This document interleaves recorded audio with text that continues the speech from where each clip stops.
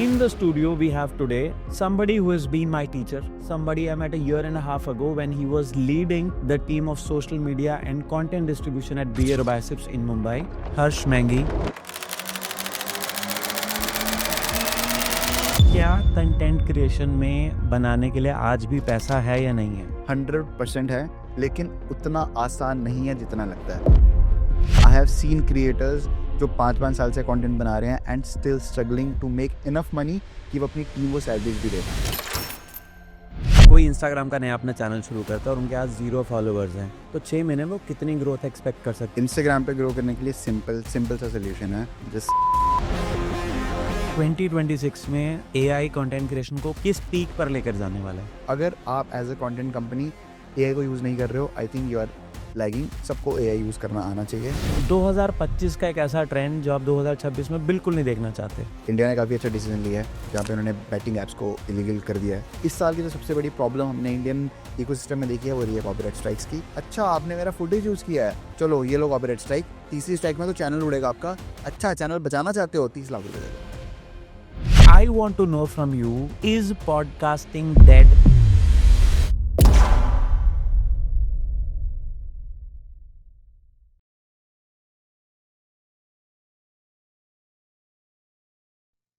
Hello and welcome to today's episode of Project Life with Simply Pankaj. In the studio, we have today a very special guest, somebody who has been my teacher, somebody from whom I've learned a lot, somebody I met a year and a half ago when he was leading the team of social media and content distribution at Beer Biceps in Mumbai. And now he's building something new and exciting. So let's go straight into this conversation and ask from Harsh Mangi. How are you doing? Thank you so much भाई for having me and yeah सब बढ़िया चल रहा है आपकी दया से and I hope you are also doing well. Things look good and interesting. 2025 has been a year of transformation for me personally, wherein I've seen myself from being somebody who wanted to do podcasting to get into podcasting. And I think this episode, what we are shooting right now, is going to be our last or final episode of 2025. Yeah, exactly. So the journey has been interesting. Almost भला तो सब भला, अंत भला तो सब भला। 40 के आसपास हमने एपिसोड इस साल अभी रिलीज किए हैं और God has been kind, the numbers have been kind, the algorithms have been really kind in the last couple of weeks too. I want to know from you, there is a debate going on right now and I see a lot of people like Prakhar talking, people like Raj talking, Ranveer talking about this topic, Nikhil doing all sort of high profile interviews. Is podcasting dead now? काफ़ी ज़्यादा interesting question है और honestly मेरे को ऐसा लगता है dead तो हम बिल्कुल भी नहीं कह सकते क्योंकि कॉन्वर्जेशंस हमेशा से हमारा पार्ट रहा है। एटलीस्ट अगर मैं इंडियन सब कॉन्टिनेंट की बात करूँ, अगर आप देखोगे जब इंटरनेट जैसी कोई चीज़ नहीं थी, जब शायद रेडियो भी नहीं आया था, तब भी कॉन्वर्जेशन थी। तब शायद हम चाचा ताया बैठ के पेड़ों के नीचे हम बातें करते थे, लेकिन कॉन्वर्जेशन थी। उसके बाद ट्रांसफॉर्मेशन आई, हम लोग रेडियो में कॉन्वर्जेशन सुनने लगे एंड इंटरव्यूज़ का बस फॉर्मेट बदला है। रेडियो आया, वहाँ पे कॉन्वर्जेशन हुई, फिर टीवी इंटरव्यूज़ आए, फिर थोड़ा सा और हटके कपिल शर्मा टाइप का शो आया जहाँ पे भी कॉन्वर्जेशन हो रही थी, फिर पॉडकास्ट आया। तो ये कहना कि पॉडकास्ट खत्म होगा, may be not, format change हो सकता है, लेकिन कॉन्वर्जेशंस ये कभी नहीं रह सकती क्योंकि हमको कॉन्वर्जेशंस करना और हमको कॉन्वर्जेशन सुनना वो पार्ट रहा है एंड वो हमेशा पार्ट रहेगा। तो आई एग्री टू दिस कि बात करने से बात बनती है, राइट? और हम बचपन से कहानियां सुनते आए हैं, Exactly. वही कहानी अब हम माइक आगे सामने लगा के 3 कैमरा ऑन करके आपसे बात कर रहे हैं, तो इसलिए वो एक पॉडकास्ट हो गया। पर अभी जो डिबेट चल रहा है वो इस चीज पर है कि पॉडकास्टिंग एज अ मीडियम एक बहुत ही एक्सप्लॉइटेड मीडियम हो चुका है, राइट? और there are few creators in India who believe यार अब तो गेस्ट ही नहीं बचे। हर ऐसे कितने सारे ऐसा कौन सा पॉडकास्टर है जिसने एक अभिषेक करके साथ एपिसोड नहीं किया हुआ इस समय, और उसको मालूम है कि अभिषेक आएगा तो 1.2 मिलियन व्यूज आएंगे मेरे को 2 दिन के अंदर। अगर मैं आपको ना इंडियन करंट इकोसिस्टम के हिसाब से बताऊं तो ये तो काफ़ी ज़्यादा एक सही बात है कि गेस्ट सैचुरेट हो चुके हैं। एटलीस्ट हिंदी स्पीकिंग जितने भी लोग थे इंडिया में, आप देखोगे जो भी अच्छे गेस्ट हैं वो मल्टीपल एपिसोड्स में जा जाके, चाहे वो आपने अभिषेक का नाम लिया, अभिषेक कर जी का नाम लिया, और ऐसे बहुत सारे गेस्ट हैं। अगर मैं एक का नाम लूँगा, बहुत लंबी लिस्ट है। जो आपने देखोगे सबसे पहले शायद वो BYSFs में, वहाँ पे उन्होंने अच्छे व्यूज़ दिए, देन उन्होंने राजशमानी गए, फिर वो प्रखर भी गए, फिर शायद उन्होंने खुद के चैनल स्टार्ट कर दिए एंड इसके बाद में लिमिट है। एंड मेरे को लगता है कि गेस्ट से ज़्यादा जो प्रॉब्लम है वो है कि डिमांड और सप्लाई की। पूरा मार्केट काम करता है डिमांड सप्लाई पे। शायद आज इंडिया में इतने सारे पॉडकास्ट स्टार्ट हो चुके हैं कि जितनी तो कभी डिमांड ही नहीं थी। हाँ, लोगों को सुनना पॉडकास्ट और लोगों को नंबर्स दिख रहे थे, बट क्या सब लोग पॉडकास्ट बनाएंगे एंड सब लोग बनाने लगे हैं, वो एक आई थिंक डिबेटेबल चीज़ है। तो अभी ये कहना पॉडकास्टिंग डेड है, मैं एग्री बिल्कुल भी नहीं करूँगा। मैं कहूँगा जो अच्छा पॉडकास्ट बनाएगा, जो अच्छा कंटेंट बनाएगा, जो एक्चुअली वैल्यू प्रोवाइड करेंगे रादर देन बेस्ड ऑन कि क्या चलता है वही चलाओ, क्या क्लिक बेट्स हैं, उससे हटके क्या हम डीपली अच्छी कॉन्वर्जेशन जो लोगों को नीड है, वो वाला फॉर्मूला छोड़ना पड़ेगा वो 2020 में कि यार मेरे को पता है ये चीज़ चलती है, या फिर मैं मतलब अब टर्म्स नहीं बोलना चाहता, बट यू नो है ना कि क्लिक बेट के लिए लोगों ने काफ़ी कुछ किया 19 में, 20 में, उससे पहले भी, और नए पॉडकास्टर भी सेम चीज़ें कर रहे हैं। सो जो किसी के लिए 2020 में काम किया, ये हो ही नहीं सकता कि आज आपके लिए 2025 में वो चीज़ें काम करे। तो आपको कंटेंट में एक्चुअली वैल्यू देनी पड़ेगी जिससे किसी को सच में हेल्प हो। जो लोग ये चीज़ें करते रहेंगे आई थिंक वो सर्वाइव करेंगे। अदरवाइज अगर कोई रैंडमली पॉडकास्ट बनाने के लिए आए कि भाई बहुत फेम है, बहुत मनी है, तो I don't think so they will survive. Very good thing. So आप पॉडकास्टिंग और मनी का बहुत अच्छा टॉपिक है। अभी मैं बरखा दत्त का एक इंटरव्यू सुन रहा था जिसमें बरखा जी ने एक बहुत प्यारी बात बोली। उन्होंने बोला, क्या एक पॉडकास्ट के ऊपर जाके आप 50 लाख रुपए देते हो और आप अपनी प्रोफाइलिंग करवाते हो, ये आपको ऑडियंस के साथ चीटिंग है।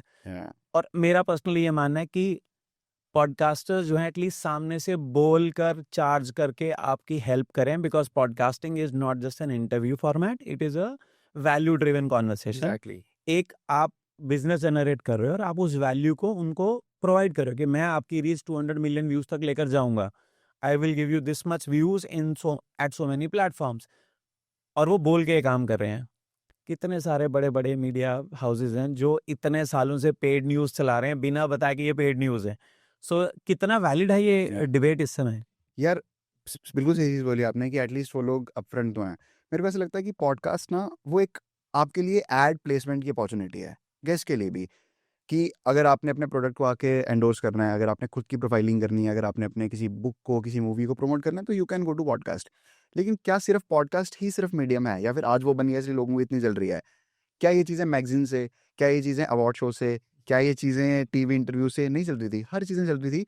बट अब एक कंटेंट क्रिएटर जो अपने कन्वीनियंट पे शायद दिल्ली, चंडीगढ़, जम्मू, मुंबई बैठ के अपने स्टूडियो में, अपने घर पे ये सब चीज़ें कर पा रहा है, बिना स्टूडियो के, बिना हज़ारों लोगों की टीम के, बिना उतना ज़्यादा पैसा इन्वेस्ट किए। तो ऑब्वियसली ना, तो मीडिया में ये कॉन्वर्सेशन होगी कि यार ये तो पेड पॉडकास्ट करते हैं। बट मेरा यहाँ पे पॉइंट है, ठीक है पेड पॉडकास्ट होगा, नहीं होगा उस पर मैं नहीं जाऊँगा, बट अगर पेड पॉडकास्ट है और अगर कोई पॉडकास्टर सिर्फ पेड पॉडकास्ट के चक्कर में ऑडियंस के साथ दगाबाजी कर रहा है, मतलब वो अच्छी Value वैल्यू नहीं नहीं दे रहा, हाँ। कि भाई मैंने तो किसी को भी बुला लिया, या मैं किसी को भी रैंडमली बुला रहा हूँ, और मैं जो चीज़ें नहीं वैलिड हैं, या मैं किसी स्कैम्स को प्रमोट कर रहा हूँ, मैं बोल रहा हूँ कि भाई ये सट्टेबाजी वाला बंदा है, इसको मैंने बुला लिया, तुम इसकी ऐप में पैसे लगाओ, या कोई फेक प्रोपोगेंडा प्रमोट कर रहा है, वो प्रॉब्लम है, वो नहीं होना चाहिए। करेक्ट। बट अगर किसी का एक्चुअली प्रॉब्लम सॉल्व हो रही है, और हर यार मार्केटिंग कब से नहीं है, मार्केटिंग मार्केटिंग ही है ना जिसके कारण हम पूरा इकोसिस्टम एग्जिस्ट कर रहा है, चाहे वो टीवी हो, चाहे वो फिल्म्स हो। तो एड प्लेसमेंट, एक पॉडकास्टिंग एक नई एड प्लेसमेंट का जरिया है हमारे नए ऑडियंस के लिए और हमारे नए प्रोमोटर्स के लिए। So why not?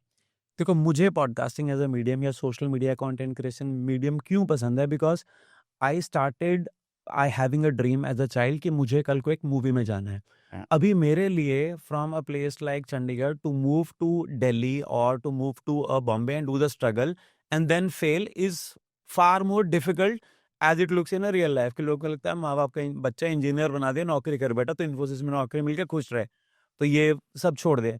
अभी उन चीजों से हट के I have a medium where I can face the camera, exactly. और मैं कैमरा के आगे जाकर जो चीजें एक्चुअली करना चाहता हूँ क्रिएटिव का, मैं वो कर सकता हूँ। एंड इफ दैट मीन्स कि मुझे किसी मूवी प्रमोशन के लिए बुलाया जा रहा है, तो for movie promotion guys it is far more cheaper to go to 20 podcast and get 20 million views का access rather than go to a Kapil Sharma show and pay 50 lakhs and get the same और similar likes output. तो हाँ मतलब कम है, but even अगर वो bill boards करते हैं, अगर वो मैगजीन्स करते हैं, अगर वो न्यूज़पेपर में अपने पैम्पलेट्स डाल के या फिर फ्रंट पेज करते हैं, दे आर वेरी एक्सपेंसिव। या एंड क्या ये डिबेट है कि क्या जो कंज्यूमिंग पावर वाले लोग हैं, क्या जो आज के, चाहे वो जनजी हों, चाहे वो हमारे जैसे लोगों जो जॉब कर रहे हैं, क्या वो लोग न्यूज़पेपर या फिर बिलबोर्ड देख के जाएंगे? या फिर मैं अगर उस क्रिएटर को अपनी फीड पे देखूंगा, क्योंकि यूट्यूब वीडियो बनाना सिर्फ पॉडकास्ट यूट्यूब तक नहीं है ना, उसकी जो डिस्ट्रीब्यूशन है वो अक्रॉस प्लेटफॉर्म्स है। इंस्टाग्राम पे अगर कोई मेरे को 10 बार एक चीज़ की बात करता दिखता है, तो चांसेस ज़्यादा हैं कि मैं शायद कन्विंस हो सकता हूँ कि ओ डिसीजन मेरे हाथ में है कि सही है, मतलब मेरे को अगर हर जगह दिख रहा है और अगर मेरे को लगता है कि ये मेरी वैल्यू लेने से मेरे को कुछ फर्क पड़ने वाला है, तो maybe I take it. तो काफी ज्यादा फायदेमंद चीज है और वो ऑब्वियसली वो शिफ्ट हुआ ही है। सो अभी पॉडकास्टर्स जो है वो बहुत डोमेन में आते हैं। तो अगर किसी को 2026 में पॉडकास्टिंग शुरू करनी है तो उनके लिए सबसे ज्यादा जरूरी क्या है, ये जानना कि मैं कितने पैसे लगा सकता हूँ, because it is not N a cheap thing. It's not a, it's a very expensive thing to run a podcast show for 1 year, true. right? And this I've observed in the last 1 year. You need a team, you need the right execution, you need strategy, you need people, you need algorithm, you need a lot of things to fall in place. Exactly. और इतने podcasters होने के बाद अगर किसी को 2026 में आके पॉडकास्टिंग करनी है, उनके लिए सबसे ज्यादा जरूरी क्या है? अपना निश फाइंड करना या इन टेक्नोलॉजीज को प्लेस में लेके आना कि एआई के बेसिस पे मैं सारी चीजें मैनेज करूं। सो 2-3 चीज़ें हैं इसमें। सबसे पहली चीज़ आपने बहुत सही बोली कि पॉडकास्ट को एग्जीक्यूट करना इट्स नॉट ईजी। दूर से ना लोगों को लगता है कि यार 2 बंदे बैठ के गप्पे मार रहे हैं, बातें कर रहे हैं, रिकॉर्ड कर रहे हैं और अपलोड कर रहे हैं। It is not that easy. From guest को बुलाना से लेकर उनकी चाहे बुकिंग्स हों वो लेकर उनकी प्री प्रोडक्शन करना, क्या बातें करनी है वो सोचना, देन कैमराज, माइक, इक्विपमेंट, उसके बाद एडिट करना, शूट भी करा 4K में, उसको एडिट किया, फिर अक्रॉस प्लेटफॉर्म डिस्ट्रीब्यूट किया, और ये सब करने के बाद भी कोई रिजल्ट नहीं आता है। क्योंकि इस पूरे चक्कर में ना अगर स्ट्रैटेजी आपकी इतनी सी भी गलत होगी, एक चीज़ भी, मतलब अगर 50 चीज़ें ना, एक भी चीज़ आपकी गलत हुई तो मतलब आपकी 49 चीज़ें काम नहीं करेंगी। तो हर वक्त सही होना बहुत ज़रूरी है, पहली चीज़ पॉडकास्टिंग में। एंड देन जैसे आपने बोला कि पॉडकास्टिंग का फ्यूचर क्या हो सकता है, ऑनेस्टली मेरे को ऐसा लगता है कि यूट्यूब अभी जिस पेस से आगे जा रहा है ना, वो उतना आसान नहीं होने वाला है। इट्स नॉट कि आपने रैंडम वीडियो बनाई जो हम 19 में, 18 में, 17 में कर लेते थे एंड वो चल जाएगी। आपका ऑथेंटिक होना, और क्योंकि यूट्यूब ना, they are now competing with Netflix, they are now competing with TV for example. इस पे आएंगे हम कि डेटा किस हिसाब से चेंज हो रहा है, बट इन शॉर्ट ये नेटफ्लिक्स का कम्पीट कर रहा है। तो यूट्यूब पे जो इस साल मैंने देखा ना, वो जो चीजें चली हैं वो आईपीस। लोग सिर्फ यूट्यूब वीडियोस नहीं बना रहे, लोग टीवी शोज बना रहे हैं, लोग आईपीस क्रिएट कर रहे हैं जो अगर नेटफ्लिक्स पे भी आती वो उतनी ही वैल्यूएबल होती। तो मेरे को जो नए पॉडकास्टर्स आ रहे हैं, मैं यही सजेस्ट करूंगा कि यार अगर आप पॉडकास्ट बना रहे हो, कुछ तो एक्सपीरियंशियल होना चाहिए उसमें। इट्स नॉट कि हम 2 लोग बैठ के सिर्फ बात कर रहे हैं, उससे हट के कुछ होना पड़ेगा। या तो टॉपिक आपका इतना ज़्यादा नया हो जिसके बारे में शायद किसी ने अभी तक बात नहीं करी है, and I think it's very difficult. तो आईपी बनाने के कुछ एग्जांपल्स बताओ मुझे, कैसे कौन कौन से इस समय आपके फेवरेट आईपीस कौन से हैं? फेवरेट तो चलो वो हो जाएगा ज़्यादा। चलो फेवरेट के मैं आपको एग्जांपल देता हूँ कि लेट्स से इस साल का सबसे पॉपुलर मोस्ट गूगल्ड जो आईपी था ना, वो था समय रैना का the latent show. 100%, Correct, right? 100%। और लेटन की एक अच्छी हाई शुरुआत हुई बहुत ज़्यादा। और उसके बाद उतना ही क्विक डाउनफॉल भी हुआ। यार डाउनफॉल हुआ क्योंकि एजेंसीज, गवर्नमेंट्स और ये सब चीज़ें इन्वॉल्व हो गई। समय का मैंने रिसेंट शो देखा है, आई डोंट नो मेरे को ये कैमरा पे बोलना चाहिए कि नहीं, बट इंटरनेट पे ऑलरेडी ये बात है, एंड ही हैज़ अनाउंस्ड कि लेटेंट 2 वापस आएगा। एंड लेटेंट के जाने के बाद भी वो हाइप मार्केट में उतनी ही थी लेटेंट की। ऐसा नहीं था कि लेटेंट चला गया और वो डाउनफॉल हुआ, वो एक्सटर्नल रीजंस के कारण वो सब चीज़ें हुई, लेकिन पब्लिक आज भी वेट कर रही है। बट लेटेंट ने ना इंडियन इकोसिस्टम को काफ़ी ज़्यादा बूस्ट कर दिया, जहाँ यूट्यूबर्स को ये चीज़ समझ आ गई कि भाई rather than selling our stuff to X platforms, हम अपना खुद का आईपी क्रिएट कर सकते हैं। मेरे पास मेंबरशिप का ऑप्शन है, मैं जो बंदा नेटफ्लिक्स का 200 रुपया दे सकता है वो मेरे लिए 50 रुपये, 60 रुपये दे सकता है पर मंथ। तो काफ़ी लोगों ने स्टार्ट किया। मैं आशीष सोलंकी को इसके लिए क्रेडिट्स तो 100% देना चाहूँगा। उन्होंने रोड शो बनाया था जो काफ़ी ज़्यादा पॉपुलर हुआ था। कुशा का किलो का एपिसोड बहुत पॉपुलर हुआ या था। मैनी रीजंस, काफ़ी फेमस हुआ था। उसके बाद कॉमेडियंस ने इस चीज़ को काफ़ी अच्छे से टेक ओवर किया। आज चाहे वो मधुर विरली हो, चाहे वो आशीष के नए शोज हों, चाहे वो हर्ष गुजराल के शोज हों, काफ़ी क्रिएटर्स हैं जो बना रहे हैं। थगेश को भी मैं इसमें शाउट आउट देना चाहूँगा, उन्होंने भी अपने शो बनाए, चाहे वो थगेश शो हो, चाहे वो लफड़ा सेंट्रल हो। तो ऐसे काफ़ी शोज बने हैं टीवी में। तो या ऐसे काफ़ी सारे क्रिएटर्स हैं जो अपना अच्छा आईपी बना के अपने पर show बना इन रहे हैं। सारों में जो जिनको कहते हैं ना रिश्ते में तो हम तुम्हारे बाप होते, वो 2 ही लोग नाम यूज कर सकते हैं, एक भुवन बाम और Ashish. I think they were one of the first one. Chanchalani. Ashish Chanchalani. So Ashish Chanchalani और भुवन ने अपनी सीरीज बनाई। लाइक उन्होंने rather than just making same videos, like Ashish Chanchalani को तो यार इसमें काफ़ी ये बहुत बड़ा स्टेप था। उन्होंने 2 साल तक ऑलमोस्ट कुछ नहीं कंटेंट डाला, क्योंकि उनको लगा कि यार मैं सेम चीज़ें अगर करता रहूँगा ना, मैं अपनी ऑडियंस के साथ जस्टिस नहीं कर पा रहा। ये मल्टीपल जगहों पे उन्होंने जाके ये बात बोली है कि यार मैं सेम कंटेंट दे रहा था, लोग बहुत प्यार कर रहे थे, 30 मिलियन सब्सक्राइबर हो गए थे, मैं बना सकता था सेम कंटेंट। लेकिन आफ्टर पॉइंट जो आर्टिस्ट है ना, उसके लिए पैसा, फेम से ज़्यादा क्रिएटिव सेटिस्फेक्शन है कि यार मैं सेम ही चीज़ें कर रहा हूँ just for the sake of money, मेरे को नहीं करना। इसलिए उन्होंने अपनी नई सीरीज़ बनाई, काफ़ी टाइम लिया उसके लिए। अभी एकागी करके उनकी सीरीज़ रिलीज़ करी है, उसके 3-4 एपिसोड, आई थिंक अभी 3 एपिसोड अभी तक आ चुके हैं। And yeah he is getting good numbers. Bhuvan भाई ने तो, मतलब भुवन को हम कहते हैं कि यार यूट्यूब के वो शाहरुख खान है, एंड वो हैं, क्योंकि जो ऑनेस्टी, जो जिस, मतलब आप उनकी पुरानी पहली वीडियो जाके देखोगे ना, उनकी दीवार में पीछे कलर भी सही से नहीं था, दीवार की पपड़ी उतर रही थी, एंड बट वो बना रहे थे वीडियोस। एंड या मतलब लोगों को ऐसा लगता है कि यार मेरे को कंटेंट स्टार्ट करने के लिए बहुत एक्सपर्ट होना जरूरी है, अदरवाइज मैं कभी स्टार्ट ही नहीं करूंगा।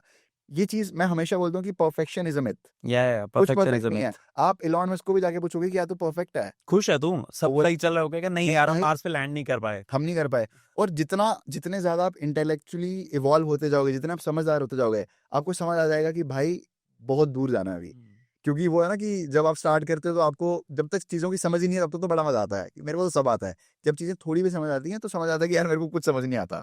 सो भुवन ने वहां से स्टार्ट करा, एंड अभी आप उनको देखोगे ना, he is ruling the internet. या वो अपना टाइम लेते हैं, अभी वो धर्मा के साथ उन्होंने अनाउंस करा है उनका प्रोजेक्ट आने वाला है। So coming from a background जहां पे आपके पास शायद एक अच्छा फोन खरीदने के पैसे भी नहीं थे, now you are ruling internet, and ये सब पॉसिबल हुआ बिकॉज ऑफ मेहनत। या जाकिर भाई एक चीज कहते हैं कि यार मेहनत करो, मेहनत करने से हो जाता है, मैंने करके देखा है। सो या ये कुछ एग्जांपल है। जाकिर भाई का नाम हमने ले लिया बीच में, सो या तो जाकिर का नाम देखो आना बहुत अगर आप यूट्यूब की बात करो, यूट्यूब फैन फेस्ट की बात ना हो तो गलत है, और अगर फैन फेस्ट की बात करो तो एआईबी की या जाकिर की ओ बात माय ना करो तो गॉड, पाप यस है वो।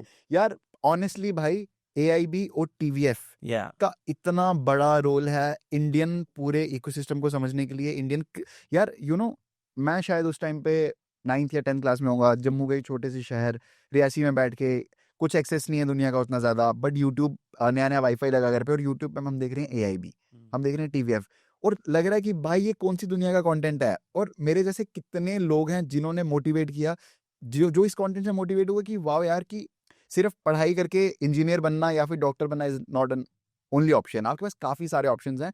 एंड वो जो पूरा इकोसिस्टम को डेवलप करने में, एस्टैब्लिश करने में सबसे बड़ा हाथ तन्मय भट्ट का, अपने कैदी खंबा, पूरी पूरी आशीष। या एंड भुवन भाई, एंड देन टीवीएफ की टीम।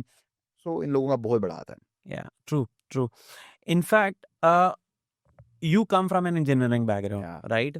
तुम पढ़े लिखे, माँ बाप ने तुम्हें इंजीनियर बनवा दिया किसी तरह, पर तुमने दिमाग ये लगा कि तुम बॉम्बे जाके इंजीनियर बनोगे ताकि उसके बाद तुम सोशल मीडिया मैनेजर बन जाओ। ये कहाँ से, ये क्या कहानी है? यार सोशल मीडिया मैनेजर बनने का तो मेरे को कुछ आइडिया नहीं था।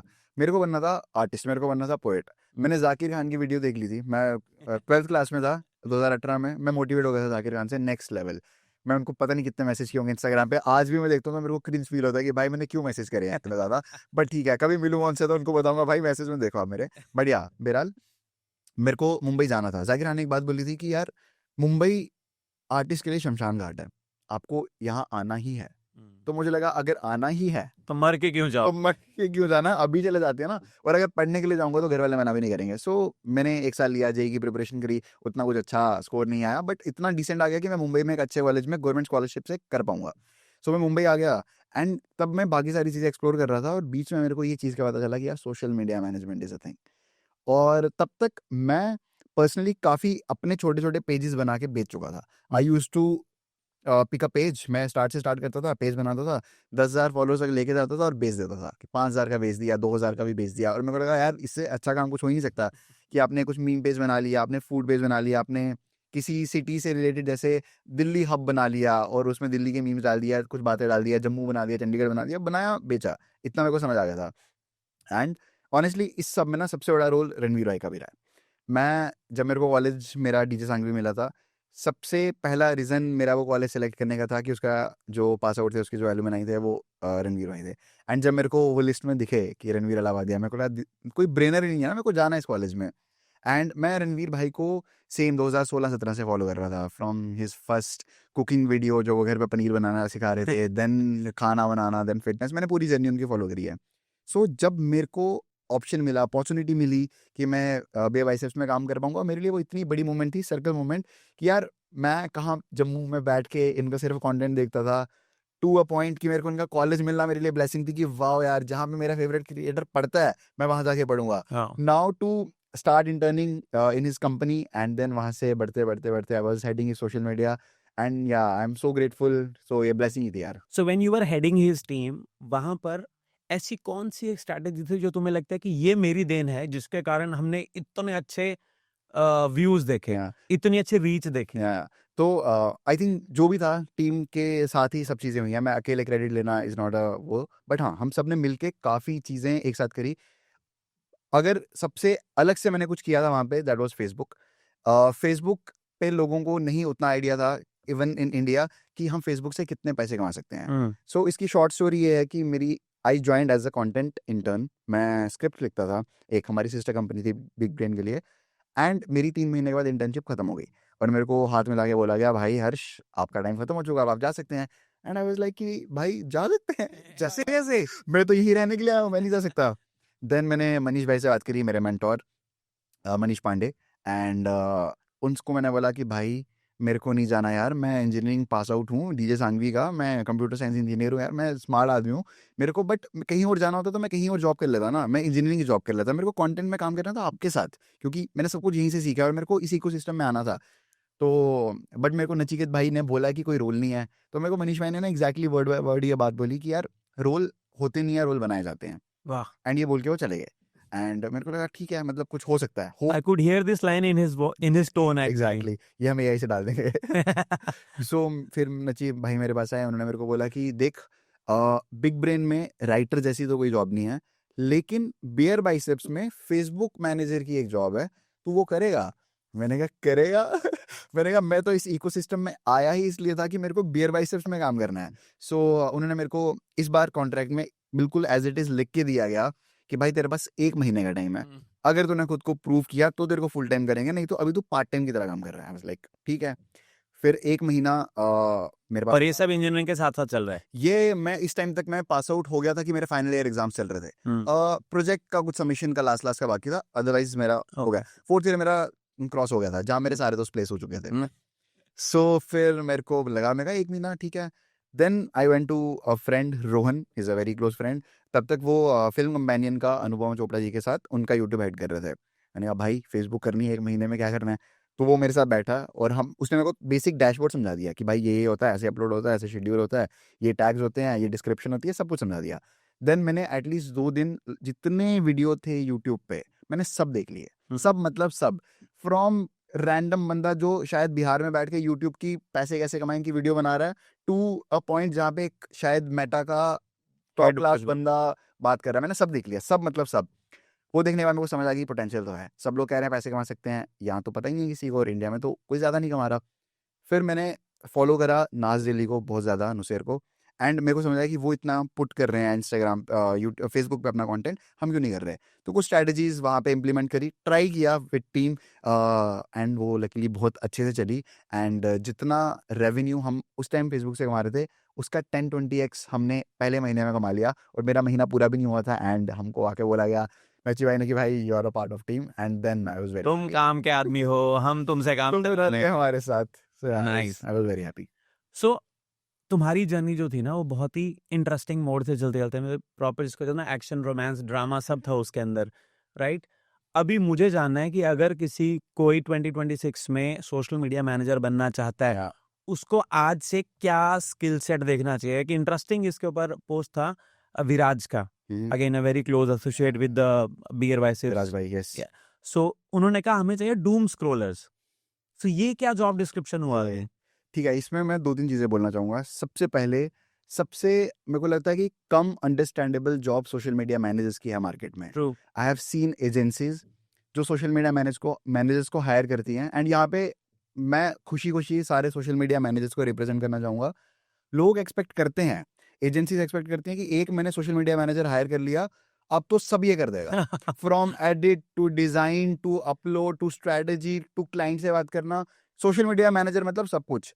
बट ऐसा होता नहीं है. सोशल मीडिया मैनेजर एडिटर नहीं होता, वो डिजाइनर नहीं होता. हाँ, उसको एडिटिंग की समझ होती है, उसको डिजाइन की समझ होती है, वो इन सब टीम्स के साथ मिलके एसोसिएट करके काम करता है, काम करवाता है, लेकिन वो खुद सब कुछ नहीं कर सकता. और ये सारी एजेंसीज ये एक्सपेक्ट करती हैं कि सोशल मीडिया मैनेजर आने से रातों रात मेरा चैनल 1 मिलियन पे चला जाएगा। एग्जैक्टली। कि मतलब मैंने अगर किसी प्रोफेशनल को हायर किया, मैं तो कल ही भुवन बाम, रणवीर या फिर राज कुछ भी बन जाऊंगा। बट ये सच नहीं है। सो काफ़ी ज़्यादा मैंने देखा कि बहुत अनफेयर ट्रीटमेंट है सोशल मीडिया मैनेजर्स का। इनका रोल है, मेन जो सोशल मीडिया मैनेजर का रोल है वो है कम्युनिकेशन का, स्ट्रैटेजाइज का, कि उनको इतना स्मार्टली कम्युनिकेशन आनी चाहिए कि अगर आपके क्रिएटर का कुछ आइडिया है एंड कैसे आप उसको एग्जीक्यूट कराओगे with collaboration to editors, with collaboration with designers and जो भी आपकी अदर रिसोर्सेज हैं। शायद आपको कंटेंट कट पे कई बार खुद बैठना पड़ेगा, शायद आपको म्यूजिक सिलेक्शन खुद करनी पड़ेगी, शायद आपको क्या फॉन्ट डालना है ये आपको सेलेक्ट करना पड़ेगा। इसके लिए आपको डिजाइन्स के बेसिक आना जरूरी है, इसके लिए आपको एडिट के बेसिक आना जरूरी है। लेकिन इसका ये मतलब नहीं है कि आप खुद सब कुछ करो। सो मेरी एडवाइस जितने भी सोशल मीडिया मैनेजर उनके लिए ये रहेगी, अगर आप ऐसी कंपनीज में हो जहाँ पे आपको ही सब कुछ करना पड़ रहा है, हाँ, सीखने के लिए इट्स गुड, आप कर रहे हो, बट वो आपकी जॉब की डिस्क्रिप्शन नहीं हो सकती और ना ही होनी चाहिए। यू आर क्रिएटिव माइंड, आपका काम है स्ट्रेटेजाइज करना और चीज़ों को एग्जीक्यूट कराना एंड देन उनसे नंबर्स को ड्राइव करना, ताकि आपके पास वो फ्री टाइम रहे जहाँ पे आप चीज़ों को स्ट्रेटेजाइज करके अच्छा कंटेंट बनवा के डाल पा रहे हो। अदरवाइज अगर आप खुद ही एडिट, डिज़ाइन सब कुछ करोगे तो यार आप ग्रो नहीं कर पाओगे। तो एक सोशल मीडिया मैनेजर के लिए सबसे जरूरी चीज है उसको ना बोलना आना चाहिए। ओ वाओ, क्या क्या बात है। या कि अगर उनके पास कोई भी आइडिया है ना, you should have a filter कि यार अगर ये ABC को क्राइटेरिया को मीट नहीं करता मैं ये नहीं करूंगा। मैं नहीं करूंगा। और सारे ट्रेंड्स को टैप करना भी जरूरी नहीं है। आप देखो कि जैसे मोस्टली क्रिएटर्स की ये या फिर एजेंसी से रहती है कि भाई हमको ये करना है एंड क्योंकि ये चल रहा है, आपको बोलना पड़ेगा कि सर हमारी ब्रांडिंग के हिसाब से ये चीज़ नहीं जा सकती। एंड या बहुत सी चीज़ बोली आपने, लर्न टू से नो। इट्स वेरी अपने इंपॉर्टेंट। मैनेजर्स को ना बोलना सीखो गाइस, मैं एडिट नहीं कर पाऊंगा। ये वीकेंड पे काम नहीं किया जाएगा। अच्छा एक चीज और बता मुझे, सोशल मीडिया मैनेजर जो होते हैं ना, अभी सारी दुनिया काम करते हैं 9 to 5, ठीक है। Social media managers can not sleep, because अगर फ्राइडे इवनिंग को रोनाल्डो ने कोल्ड ड्रिंक की बोतल उठा के किनारे पे रख दी है, या No, sir. वीकेंड पे धुरंधर मूवी रिलीज हो गई है, you have to jump on that trend Exactly. and you can't sleep on the weekend. Do you think it is fair to ask the social media managers to work from 9 to 5? यार honestly मेरे को ऐसा लगता है कि ये मेरी भी, जितना मैंने काम किया है, मेरी भी हमेशा ये लड़ाई रही है कि social media managers time bound नहीं होने चाहिए। क्यों? क्योंकि वो पोस्टिंग सैटरडे को भी कर रहे हैं, संडे को भी कर रहे हैं एंड वो तो सारा टाइम काम कर रहे हैं। हर ट्रेंड के साथ उनको रहना ज़रूरी है। अगर वो ट्रेंड स्पॉट नहीं करेंगे तो वो एडिट नहीं करवा पाएंगे, अगर वो मिस कर देंगे तो वो मिस कर देंगे। रही बात काम करने की 9 to 5 से ज़्यादा, मेरे को ऐसा लगता है कि वर्क लाइफ बैलेंस भी उतना ही ज़रूरी है। बट इन मीडिया, अगर आप एक मीडिया प्रोफेशनल हो तो आपको थोड़ा सा एक्स्ट्रा काम करना पड़ेगा। मतलब इन जनरल इट्स लाइक हमारी जॉब, मेरे को ऐसा लगता है हमारी जॉब है इज लाइक अ सेल्समैन, जो एक किसी एक रिटेल स्टोर में है। दुनिया को जिस दिन दिवाली की छुट्टी होती है सब लोग उसी रिटेल शॉप में शॉपिंग करने आते हैं। इट्स लाइक जिस दिन लोगों की छुट्टी है सब लोग इंटरनेट पे आएंगे, और जिस दिन हमारी दुकान पे इंटरनेट पे लोग आने वाले हैं, मैं छुट्टी नहीं मार सकता यार। Correct. मेरे को उस दिन कंटेंट डालना पड़ेगा। अब उसके लिए आप प्लान कर सकते हो, आप काफ़ी शेड्यूलिंग के ऑप्शन हैं। लोगों को लगता है कि शेड्यूल करने से हमारी रीच रिस्ट्रिक्ट हो जाती है, ऐसा बिल्कुल भी नहीं है। It's a very big myth. आप पहले से प्लान करके चीज़ें शेड्यूल कर सकते हो, या आप टीम को उस हिसाब से अरेंज कर सकते हो कि अगर आपके पास 3 सोशल मीडिया मैनेजर्स हैं तो आप टाइम को किस हिसाब से डिस्ट्रीब्यूट कर लो। Maybe you'll hire some interns जिनकी टाइमिंग थोड़ी उस हिसाब से रहेगी कि उनको कॉलेज के बाद अगर अपने वीकेंड में कुछ करना है तो आप उस हिसाब से टीम का स्ट्रक्चर कर सकते हो। ऑब्वियसली एक बंदे पे आप इतना तो नहीं कर सकते रिलाय कि आप 7 दिन 24 घंटे ऑनलाइन रहेगा, बट या थोड़ा सा आपको पुश करना पड़ेगा। Social media is all about speed and execution, 100%। Right. So let's say अगर एक कॉर्पोरेट है और उनकी आज तक बचपन से उनका जो मार्केटिंग CMO रहा है, उसने कहा कि भाई आपको लिंक्डइन पे नंबर 1 रहना है, और आप 158 के फॉलोअर्स आपके हो गए, 328 के फॉलोअर्स आपके वहां पर हो गए, और अब आपको कोई पंकज शर्मा मिलता है जो आपको मिलके कहता है कि sir I am representing studio YT, YouTube is the second largest search engine in the world, you should have a presence on YouTube, you should be on Instagram, you should be on Facebook, और वो कहते हैं ठीक है, मैंने तुम्हारी बकवास मान ली, अब मुझे बताओ कि मुझे अपनी टीम का स्ट्रक्चर चाहिए कि इस स्ट्रैटेजी को मैं कैसे एग्जीक्यूट कर पाऊं। एक option easier option, call studio YT, हमारी टीम जाएगी खुद सारा कुछ मैनेज करेगी। सेकंड ऑप्शन, अगर मुझे इन हाउस करना है तो मेरी टीम का स्ट्रक्चर क्या होना चाहिए, मुझे किस किस को हायर करना पड़ेगा to get this social media strategy for a corporate to get executed. Nice question भाई, मतलब ये हमने काफ़ी फील किया है, फेस किया है। स्ट्रक्चर से पहले मैं एक चीज़ और क्लियर करना चाहूँगा यहाँ पे। लोगों को ऐसा लगता है कि सिर्फ और सिर्फ गूगल पे रैंक करना इंपॉर्टेंट है, but let me tell you SEO is almost dead. जो ये कॉन्वर्जेशंस, जो ये अराउंड इंटरनेट, चाहे लिंक्डइन हो चाहे रेडिट हो, हर जगह ये बातें हो रही हैं कि एसईओ इज डेड। एंड मेरे को ऐसा लग रहा है पर्सनली इतना क्लोजली ये सब देखने के बाद कि कहीं ना कहीं ये सच बात भी है। जियो इज अ नेक्स्ट थिंग, कि आपकी वेबसाइट कैसे गूगल में रैंक करती थी ये एक टाइम पे ज़रूरी था, लेकिन अभी क्या लोग गूगल पे सर्च कर रहे हैं या फिर मैं चैट जीपीटी पे सर्च कर रहा हूँ? Yeah. मेरे जैसे लोग, अगर मैं वो चीज़ कर रहा हूँ तो डेफिनेटली बहुत सारे लोग होंगे जिनको मैं रिप्रेजेंट कर रहा हूँ ये चीज़ करते होंगे। सो अगर मेरे को आज की डेट में किसी एक बेस्ट कंपनी का लैपटॉप खरीदना है तो rather then searching on Google, या तो मैं यूट्यूब पे जाऊंगा या तो मैं चैट जीपीटी पे जाऊंगा, और वो जो मेरे को बताएगा मैं उसको उसके बेसिस पे अपना डिसीजन तो डेफिनेटली लूंगा। तो चैट जीपीटी पे रैंक होने के लिए ना सिर्फ लिंक्डइन काम नहीं करेगा। एसईओ से हटके geo tagging is a new thing, जहाँ पे आपकी वीडियोस भी एक तरीके से एसईओ पे ऑप्टिमाइज होकर रैंक करी जाएंगी। अगर आपकी वीडियो में आपने कुछ बोला है, उसकी ट्रांसक्रिप्ट को चैट जीपीटी डिकोड करके कुछ ना कुछ आपका रैंकिंग उसके हिसाब से बना सकता है। सपोजिंगली अगर आपने, जैसे अगर हम कुछ शूट कर रहे हैं और अगर आपने मेरे बारे में या फिर किसी गेस्ट के बारे में चैट जीपीटी पे लिखना है, तो क्या वो सिर्फ लिंक्डइन सर्च करने वाला है? वो थ्रू आउट इंटरनेट सर्च करने वाला है, एंड उसकी जो सर्च ऑप्टिमाइजेशन है वो काफ़ी ज़्यादा अलग है। So that's why it is very important for corporates to be on every platform possible आज की डेट में, चाहे वो यूट्यूब हो चाहे वो इंस्टाग्राम हो। एंड आई थिंक काफ़ी सारे कॉर्पोरेट्स, काफ़ी सारे स्टार्टअप्स ये चीज़ समझ रहे हैं, एंड इसलिए अब उनके लिए इंस्टाग्राम यूट्यूब काफ़ी मैंडेटरी हो चुका है एंड उनको बनाना है। That's where we come in, like as a Yeah. Studio IT हमारा काम यही है कि हम जो अभी हम कर रहे हैं with studio IT, we make sure कि हम कॉर्पोरेट्स का कंटेंट सॉर्ट करें, क्योंकि it is very important for them to be on Instagram. आज कोई भी स्टार्टअप पैसे उठा के, फंडिंग उठा के अपना काम स्टार्ट करता है, उनकी इंस्टाग्राम प्रेजेंस बहुत ज़्यादा ज़रूरी है। Hmm. अभी हम स्टार्टअप्स की बात कर रहे हैं, तो Kusha Kapila is a content creator, उन्होंने अभी एक फंडिंग उठाई आई थिंक रिसेंट टाइम पे ही $6 million की फॉर हर ब्रांड अंडरनीट। एंड ये हमारे लिए प्रूव है, पारुल गुलाटी जैसे क्रिएटर्स या बहुत सारे क्रिएटर्स, मैं नाम लेके थक जाऊंगा, जिन्होंने अपना कंटेंट से ही अपने प्रोडक्ट को एस्टैब्लिश किया है Correct. एंड वो बेचा है। चाहे वो एस्टैब्लिश ब्रांड हो, बोट जैसे, उनको भी कंटेंट करना पड़ा, चाहे वो कोई भी हो यार, जितने नाम लेंगे उतने कम है, सबको कंटेंट करना पड़ेगा। एंड ये चीज़ अब काफ़ी स्टार्टअप समझ रहे हैं, ये चीज़ काफ़ी कॉर्पोरेट समझ रहे हैं। यहाँ पे हम आते हैं एज स्टूडियो आईटी, जहाँ पे हम हेल्प करते हैं उनके कंटेंट को स्ट्रीमलाइन करने में, उनके कंटेंट को स्ट्रक्चर करने में, डिस्ट्रीब्यूट करने में, एडिट करने में, शूट करने में, एवरीथिंग। क्योंकि जैसे अपनी टीम स्ट्रक्चर की बात करी ना, it's not easy for a X company जो शायद साइबर सिक्योरिटी में कुछ कर रहे हैं, to have a whole 10 people content team in the office. Correct. उनको ज़रूरत नहीं है, क्योंकि उनकी वो मास प्रोडक्शन नहीं है, उनको हर दिन कंटेंट नहीं डालना है, उनको हर दिन एटलीस्ट शूट नहीं करना है, कंटेंट हर दिन डालना है, दैट विल मेक श्योर, है ना? Hmm. बट उनको उनको बनाने की रोज़ ज़रूरत नहीं है, तो उनको शायद वो टीम घर पे रख के, आई don't think so it will make sense for corporates. Creators के लिए डेफिनेटली यस, अगर आप क्रिएटर हैं और आपको आपकी इन हाउस टीम नहीं है, तो वो स्टूडियो आईटी को कॉन्टेक्ट कर सकते हैं and then will help them with the content.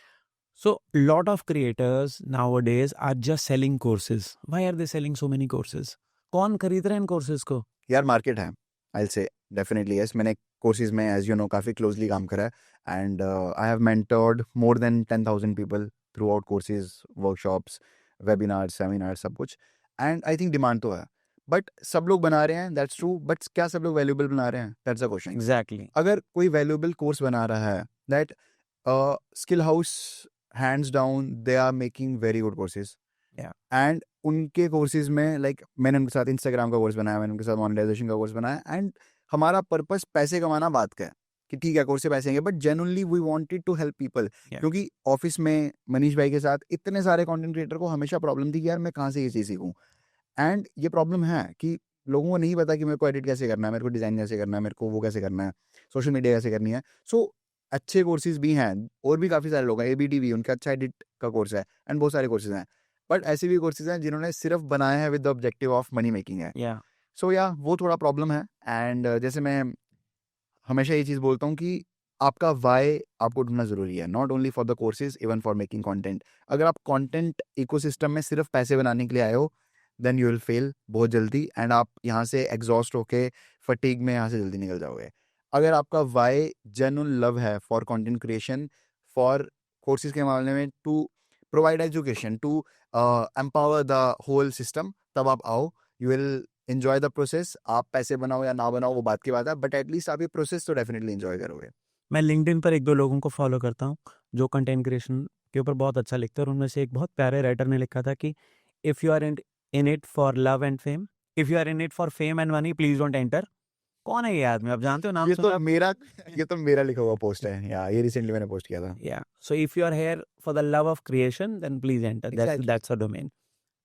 So you were talking about Beer Biceps, और मैं Beer Biceps का एक कोर्स होता है पॉडकास्टिंग 101 जो मैंने लास्ट ईयर ज्वाइन Yeah. किया, बिकॉज मुझे पॉडकास्टिंग में इंटरेस्ट था, मुझे पॉडकास्टिंग सीखनी थी, और उसके अंदर जाके मैंने वो 2 दिन में सीखा, और उसमें कुछ 2-3 टर्म्स मैंने सीखे, तो मैं वो टर्म्स थ्रो करूंगा.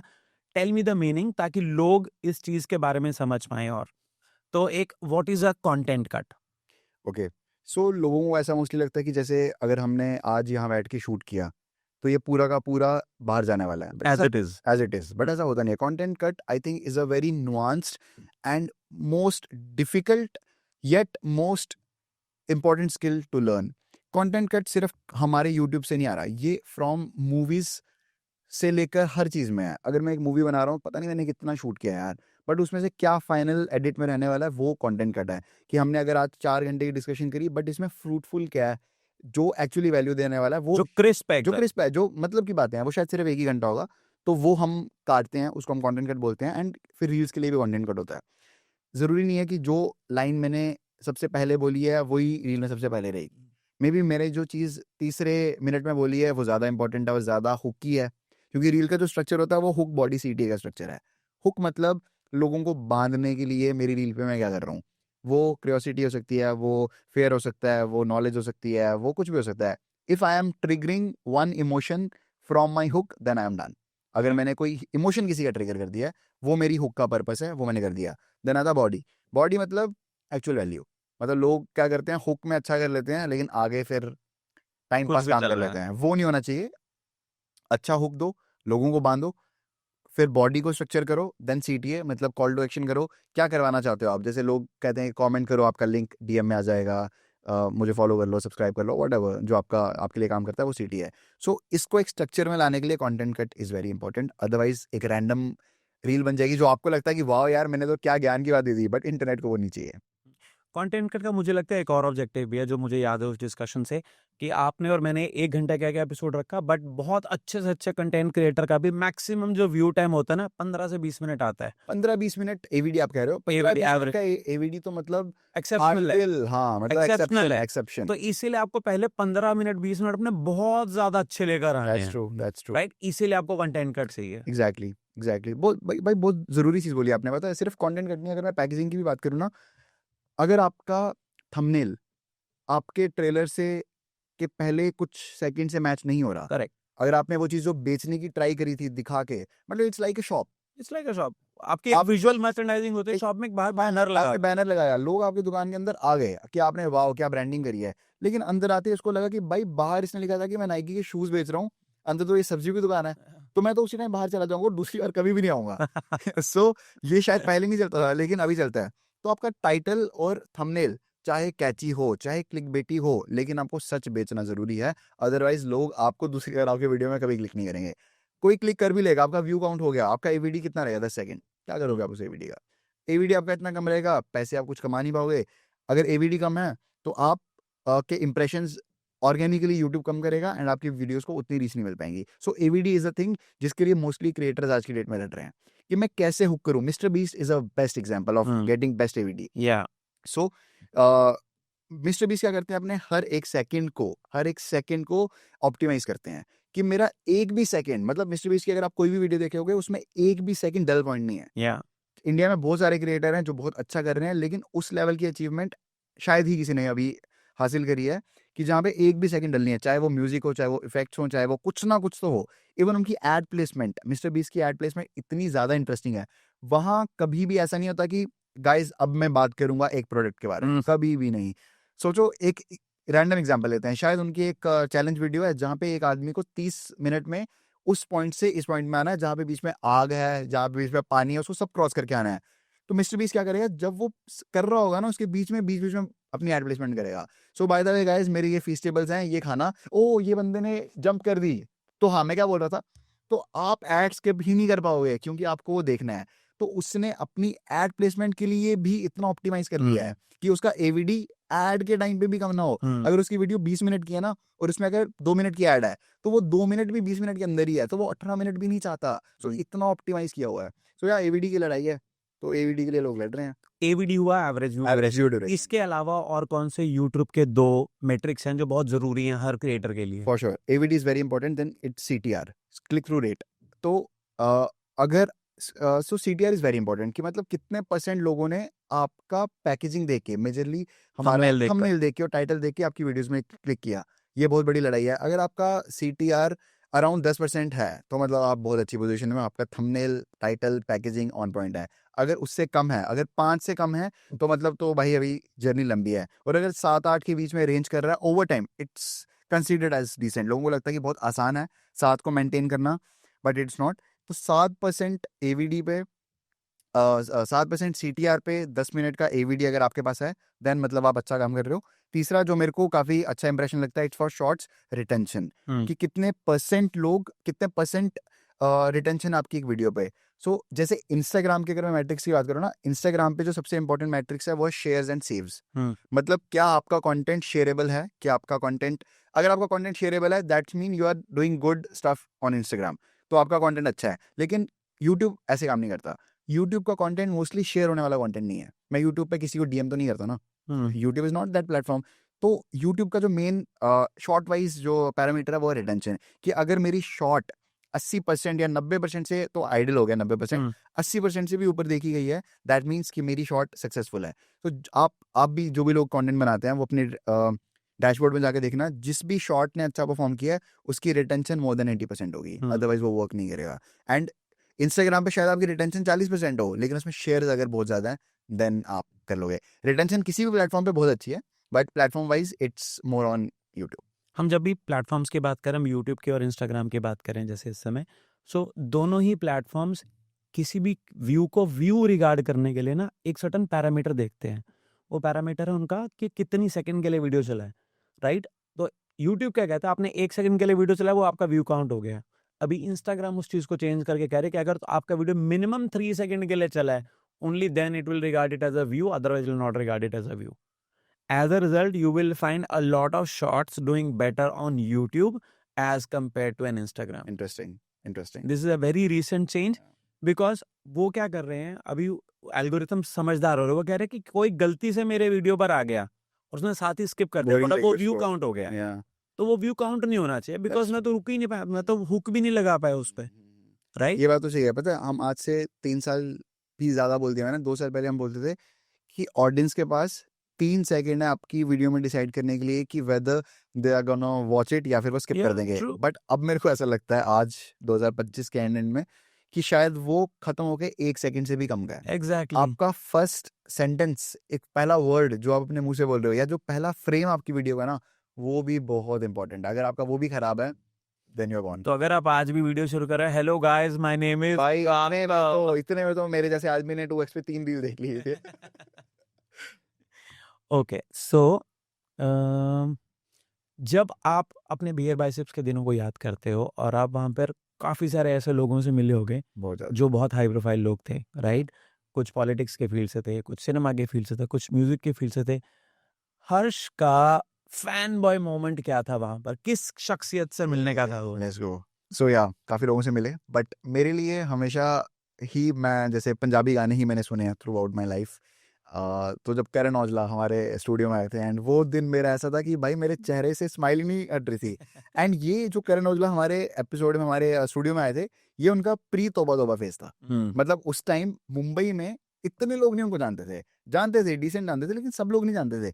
तो हमारे ऑफिस में कुछ लोग तो जानते थे जो हमारे नॉर्थ इंडियंस पंजाबी थे, बट आधे लोगों का था कि कौन है वो। और जब उन्होंने एंट्री करी, सो करण औजला के साथ पूरा कॉन्वॉय आया था कि आगे 2-3 गाड़ियां, पीछे 2-3 गाड़ियां, और बंदा तौर से उतर रहा है। फिर लोगों को लगा कि ओ समबडी से है। तो उनसे मैं मिला, काफी हमने बात करी। मैंने एक छोटी सी वीडियो भी डाली थी इंस्टाग्राम पे। सो या he is a very very very very humble guy, very, मतलब मेरे को मजा ही आ गया। ऐसा लगा ही नहीं कि मैं उनसे पहली बार मिल रहा हूँ। एंड मैं जब वो 15-16 साल के थे, जब वो गाने लोगों के लिए लिखा करते थे, तब से मैं उनको सुन रहा हूँ। एंड फिर पूरी जर्नी मैंने उनकी काफी क्लोजली देखी है। लोगों के लिए गाने लिखना, वो ही used to be a light man. Start है प्रोडक्शन में, वो लोगों के लिए शूट में जाते थे लाइटें उठा के, वहाँ से उन्होंने स्टार्ट किया। उन्होंने 5-5 हज़ार में गाने लिखे हैं। वाओ। सो गगन कोकरी करके एक आर्टिस्ट हैं, उनका जब मैं शायद 10th 9th 8th में होगा, उनका एक गाना आया था जट ऑडिया च घूमदा फिरे एक बापू वाले फोर्ड करके। तो मेरे को ये गाना लगा कि वाह यार, क्या क्या बात लिखी है। उसमें लास्ट में लिरिसिस्ट का नाम आता है करा लेदा करण। तो मेरे को तभी लगा कि यार कौन बंदा है ये। मैंने लिरिक्स चेक किए, उसका नाम था करण औजला। तब से मैं करण औजला को जानता हूँ, क्योंकि I am always a person जो सिर्फ सिंगर को नहीं देखता, गाना किसने लिखा है मेन तो वो है, इमोशन तो उसके हैं, सिंगर ने तो गाया है। इट्स मतलब ठीक है, respect to all the singers, but writers हैं। तब से मैं करण औजला का देख रहा था कि यार ये बंदा तो है। फिर जब उन्होंने खुद के गाने निकालने स्टार्ट किए, मैं तब से उनकी जर्नी फॉलो कर रहा था। एंड जब मैं मुंबई में आने आया था, इट वॉज वेरी डिफिकल्ट मेरे लिए। 1 साल मुंबई में समझ नहीं आ रही थी कि पूरा सब कुछ इतना तेज क्या चल रहा है। यहाँ पे लोग मेरी भाषा, क्यों भागते रहते लोग वहां पे? आई don't no, it's a part of culture. फिर लास्ट में हम भी भागने लग गए थे। सो तब मैं करण औजला के ही गाने या सिद्धू मूसेवाले भाई के गाने वही सुन सुन के हुआ मैं बड़ा। Then coming to a point जहाँ पे मैं उनके साथ एक स्टूडियो में हूँ, हम बात कर रहे हैं, हम गप्पे मार रहे हैं, हम ताली मार रहे हैं, हाई फाइव कर रहे हैं। So it's a very good moment till now. मेरे को लगता है कि वाह, आई वाज ब्लेस्ड। देन उनके अलावा मैं काफ़ी लोगों से मिला। गुरदास मान साहब, मैं उनको सुन सुन के बड़ा हुआ हूँ, एंड उनसे मिलना वॉज वेरी काफ़ी ज़्यादा। मैं संत आदमी हो एक नंबर के। यार वो बहुत अच्छे आदमी हैं। मतलब वो गुरदास मान बाजी का, अगर मैं आपको एक किस्सा बताऊं, मैं उनका शूट था 3 तारीख को था, आई थिंक लास्ट ईयर, जिस भी दिन था उनका शूट था, मेरे को 2 दिन पहले कंफर्म होता कि यार शूट है। मैं जम्मू में था, होम टाउन में था अपने, मैं वर्क फ्रॉम कर रहा था। मेरे को लगा भाई यहाँ तो जाना पड़ेगा। मैंने 1 दिन पहले फ्लाइट बुक करी और मैं अपने 2 दोस्तों के साथ मुंबई लैंड हो गया। लकीली अगले दिन हमारा शूट था। मेरे को शूट से पहले गुरदास मान भाजी एयरपोर्ट में मिल गए। एंड एयरपोर्ट में मैंने, भाई कल हमारे साथ इनका शूट है, ये एयरपोर्ट में क्या कर रहे हैं? और लोगों ने उनको घेरा हुआ है। तो मुझे लगा अभी बुला लूँ कि कल ही बुलाऊँ। फिर मुझे लगा कि नहीं भाई, कल का कल किसने देखा कल। अभी बुलाओ। मैंने मेरे दोस्तों को बोला भाई रुको, मैं जा रहा हूँ गुरदास मान साहब से बात करने। मैं गया, मैंने उनको पहले ही फोन किया। मैंने कहा भाजी मैं बियर बाय 16 हूँ, अपना कल एपिसोड है। एंड उन्होंने इतने प्यार से मेरे को ग्रीट किया वहाँ पे। एंड उन्होंने देखा कि मेरे साथ 2 लोग वहाँ खड़े होके वेट कर रहे हैं। वो उस क्राउड से निकले और उन दोनों से मिले, खुद पर्सनली आके एंड हो गए। मतलब कि यार वो गुरदास मान है यार, He's there for a reason. लेकिन he is very very very humble. So उनसे मिलकर काफ़ी अच्छा लगा। Then AP Dhillon is also very nice human being, काफ़ी ज़्यादा अच्छे हैं। एपी ढिल्लों की प्रेजेंस वाज वेरी कि भाई मैं कुछ हूँ, मतलब ऐसा नहीं है हल्के में, मतलब I'm there. I am there. So yeah So in Punjabi artist के अलावा ऐसा कोई आर्टिस्ट जिसको आप भूलना चाहते हो कि यार मैं इसके शूट में बैठा है क्यों? नाम नहीं लेना चाहता भाई मैं, बट हाँ मेल फीमेल ये बता दो। ये भी नहीं बताना चाहता मैं, बट हाँ ऐसे काफ़ी लोग, काफ़ी कम लोग होते हैं। पहले तो यार जो जिसने कुछ अचीव किया ना, कुछ तो रीज़न होता है कि उसने वो अचीव किया है। एंड ये सच बात है कि हम जितना भी बोल रहे हैं कि सब सेम है, सब सेम है, लेकिन जिसने जो चुना गया ना उस भगवान से, चाहे वो फेम हो चाहे वो मनी हो, कुछ तो उसके पास रीज़न है। तो मोस्टली मैंने जितना देखा है, जो भी लोग उस मुकाम पे पहुंचे हैं वो हम्बल तो होते हैं, लेकिन होते हैं कुछ कुछ लोग जो थोड़े से एरोगेंट होते हैं। एंड ठीक है, उनकी शायद उनको अभी और सीखना बाकी है। So you have worked with one of the best podcasters in India and जिसने podcasting का एक pedestal दिया था, 100% भाई, right? 100%। एंड हिंदी में, इंग्लिश में अलग अलग तरह का कंटेंट लोगों को सुनाकर कि लोगों को, एक हिंदी ऑडियंस को पॉडकास्टिंग क्या है समझा दिया, यार हम मतलब उस एरिया को डिफाइन एग्जैक्टली किया। 4-5 सिटीज में बैठे लोगों को पॉडकास्टिंग समझा दी। यार मैं जम्मू में बैठा था और मेरे दोस्तों को वहाँ के जिनके पास कुछ एक्सेस नहीं है, उनको उन्होंने सिखा दिया यार पॉडकास्टिंग देखना। सो जब आप एक एपिसोड में बैठे हो, आप उस एपिसोड के अंदर ऐसी क्या चीज देखते हो कि आपको लगता है कि यार this is going to click for my audience? So मैं मोस्टली एपिसोड्स में नहीं बैठता था, हम्म। बट जहाँ मेरे को लगता है कि मेरी फील्ड ऑफ एक्सपर्टीज़ है, जैसे पंजाबी आर्टिस्ट हो गए, बॉलीवुड हो गया, या इस तरह के कुछ सिंगर्स हो गए, तो मेरे को लगता है कि नहीं यार, I have to make sure कि मैं उस कॉन्वर्जेशन में बैठूं, ताकि जो मेरे को मेरे सोशल मीडिया के लिए कंटेंट पीसेस चाहिए वो मेरे निकलने चाहिए। शूट से पहले मी टीम रणवीर भाई, we used to sit and हम डिस्कस करते थे गेस्ट के बारे में। रणवीर भाई अपना होमवर्क करके आते थे। बाय द वे रणवीर भाई is one of the most hard working गाय जिनको मैंने कहीं भी देखा है किसी भी फील्ड में। भाई वो बंदा इतना ज़्यादा मेहनती है ना, जिसकी कोई हद ही नहीं है। मतलब वो एक दिन में 3-3 एपिसोड शूट कर सकते हैं और 4-4 घंटे के। मतलब सुबह अगर उन्होंने एक टॉप क्लास टियर 1 सिंगर या आर्टिस्ट के साथ शूट किया है, शाम को वो एक डॉक्टर के साथ बैठा है, उसके बाद वो एक हिस्टोरियन के साथ बैठे हैं, और सारी कॉन्वर्जेशंस की डायरेक्शन अलग, बट वो कर देते थे यार। मतलब पता नहीं कैसे हम, मतलब सिर्फ एज अ वहाँ बैठ के, अगर मैं सिर्फ वो एपिसोड एज अ प्रोड्यूस ही कर रहा हूँ, मैं शायद बैठ के थक जाऊंगा और आफ्टर पॉइंट सुनना ही बंद हो जाता है कि क्या बात हो रही है, नहीं समझ आ रही, डीओपी का बंद हो गया, स्विच हो गया है, लेकिन उनको तो कैमरा पे रहना है और वो आई डोंट नो कैसे कर लेते थे. सो फार आई थिंक वो सबसे ज़्यादा हार्ड वर्किंग है. एंड या वो एक चीज़ है. प्लस अब मेरा वहाँ पे ओपिनियन पर्सपेक्टिव क्या रहता है सोशल मीडिया साइड से, कि ऐसी क्या हम कॉन्वर्जेशन करें जो सोशल मीडिया फ्रेंडली हो. एज अ सोशल मीडिया गाय मेरा काम ये है कि मैं 10 घंटे सोशल मीडिया में रहूँ. मैं हूँ true. डूम स्क्रॉलर भाई. मेरे को 12 घंटे मेक श्योर करना है कि मैं इंस्टाग्राम पे हूँ. तो इतना ज़्यादा इंस्टाग्राम पे रहने में आपको चल जाता है पता कि एक बेसिक ऑडियंस किस बारे में बात कर रही है और किस तरीके की चीज़ों को वो डिस्कस कर रही है. Then as a content company you have to make sure कि कुछ ना कुछ वो कॉन्वर्जेशन जो ऑलरेडी कॉन्वर्जेशन में है, जो डिमांड है, उसकी सप्लाई पूरी करनी है. So there comes a picture जहाँ पे social media manager, social media वाला बंदा जाके मेक श्योर कर सकता है कि भाई ये डिमांड है, ये आप मेरे को दे दो लाके. क्या कंटेंट क्रिएशन में बनाने के लिए आज भी पैसा है या नहीं है?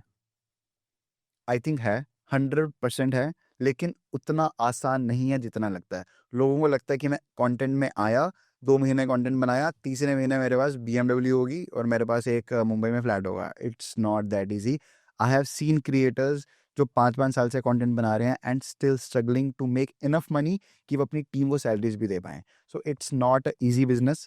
हाँ, ईजी क्या है, एंट्री बैरियर नहीं है. आपको आने के लिए कोई डिफिकल्टी नहीं है. बट जितने चैनल्स मैंने एस्टैब्लिश होते हुए देखे हैं उससे ज़्यादा मैंने चैनल्स बंद होते हुए देखे हैं. एंड ये उतनी हार्ड रियलिटी है.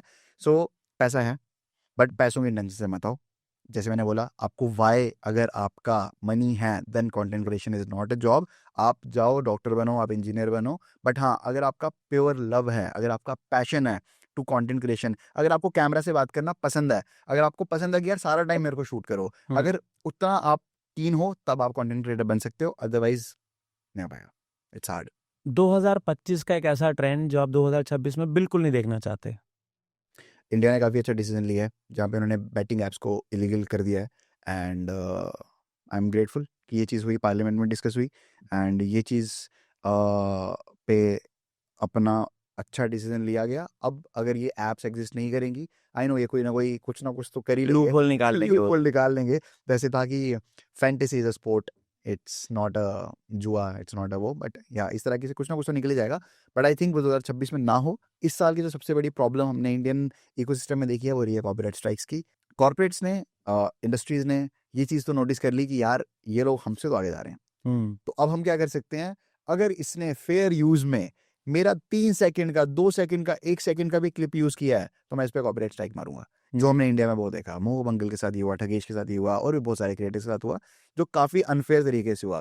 वो कॉपीराइट से ज्यादा जो चीज थी, फ्रीडम टू स्पीच को ब्रीच कर रहा है, फ्रीडम टू स्पीच को भी ब्रीच कर रहा है. प्लस मैं कहना चाहता हूँ कि क्या बोलते हैं उसको, अगर मैं किसी को किडनैप करूं मैं क्या मांगता हूँ उससे? रैंसम. रैंसम है ना. वो rather than just a normal copyright, वो एक रैंसम था कि भाई अच्छा आपने मेरा फुटेज यूज किया है, चलो ये लो कॉपीराइट स्ट्राइक. तीसरी स्ट्राइक में तो चैनल उड़ेगा आपका. अच्छा चैनल बचाना चाहते हो, 30 लाख रुपए दे दो, 40 लाख रुपए दे दो. और अगर आप मेरे को 40 लाख दे दोगे तो मैं इसको 1 साल का कॉन्ट्रैक्ट बना लूंगा, आप कर लो यूज, कोई बात नहीं.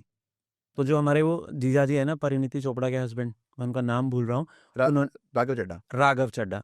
तो राघव ने अभी पार्लियामेंट में Yeah, I एक know, ये I मुद्दा see. उठाया है. या एंड बहुत जरूरी था. वेरी रेलेवेंट बहुत बहुत जरूरी टॉपिक था. कि आप किसी का राइट टू लाइवलीहुड कैसे ब्रीच कैसे कर ब्रीच सकते कर हो. सकते हो ना. मतलब इतना रैंडम है क्या कि अगर हमारी कॉन्वर्जेशन से किसी इन्फ्लुएंसर ने अगर कुछ कंटेंट बना भी लिया, किसी कंटेंट क्रिएटर ने अगर एक लाइन यूज करके कुछ बना लिया, इसका ये मतलब नहीं है कि मैं उसका कंटेंट ओन करता हूँ, कि उसकी पूरी आईपी ही मेरे पे डिपेंडेंट है.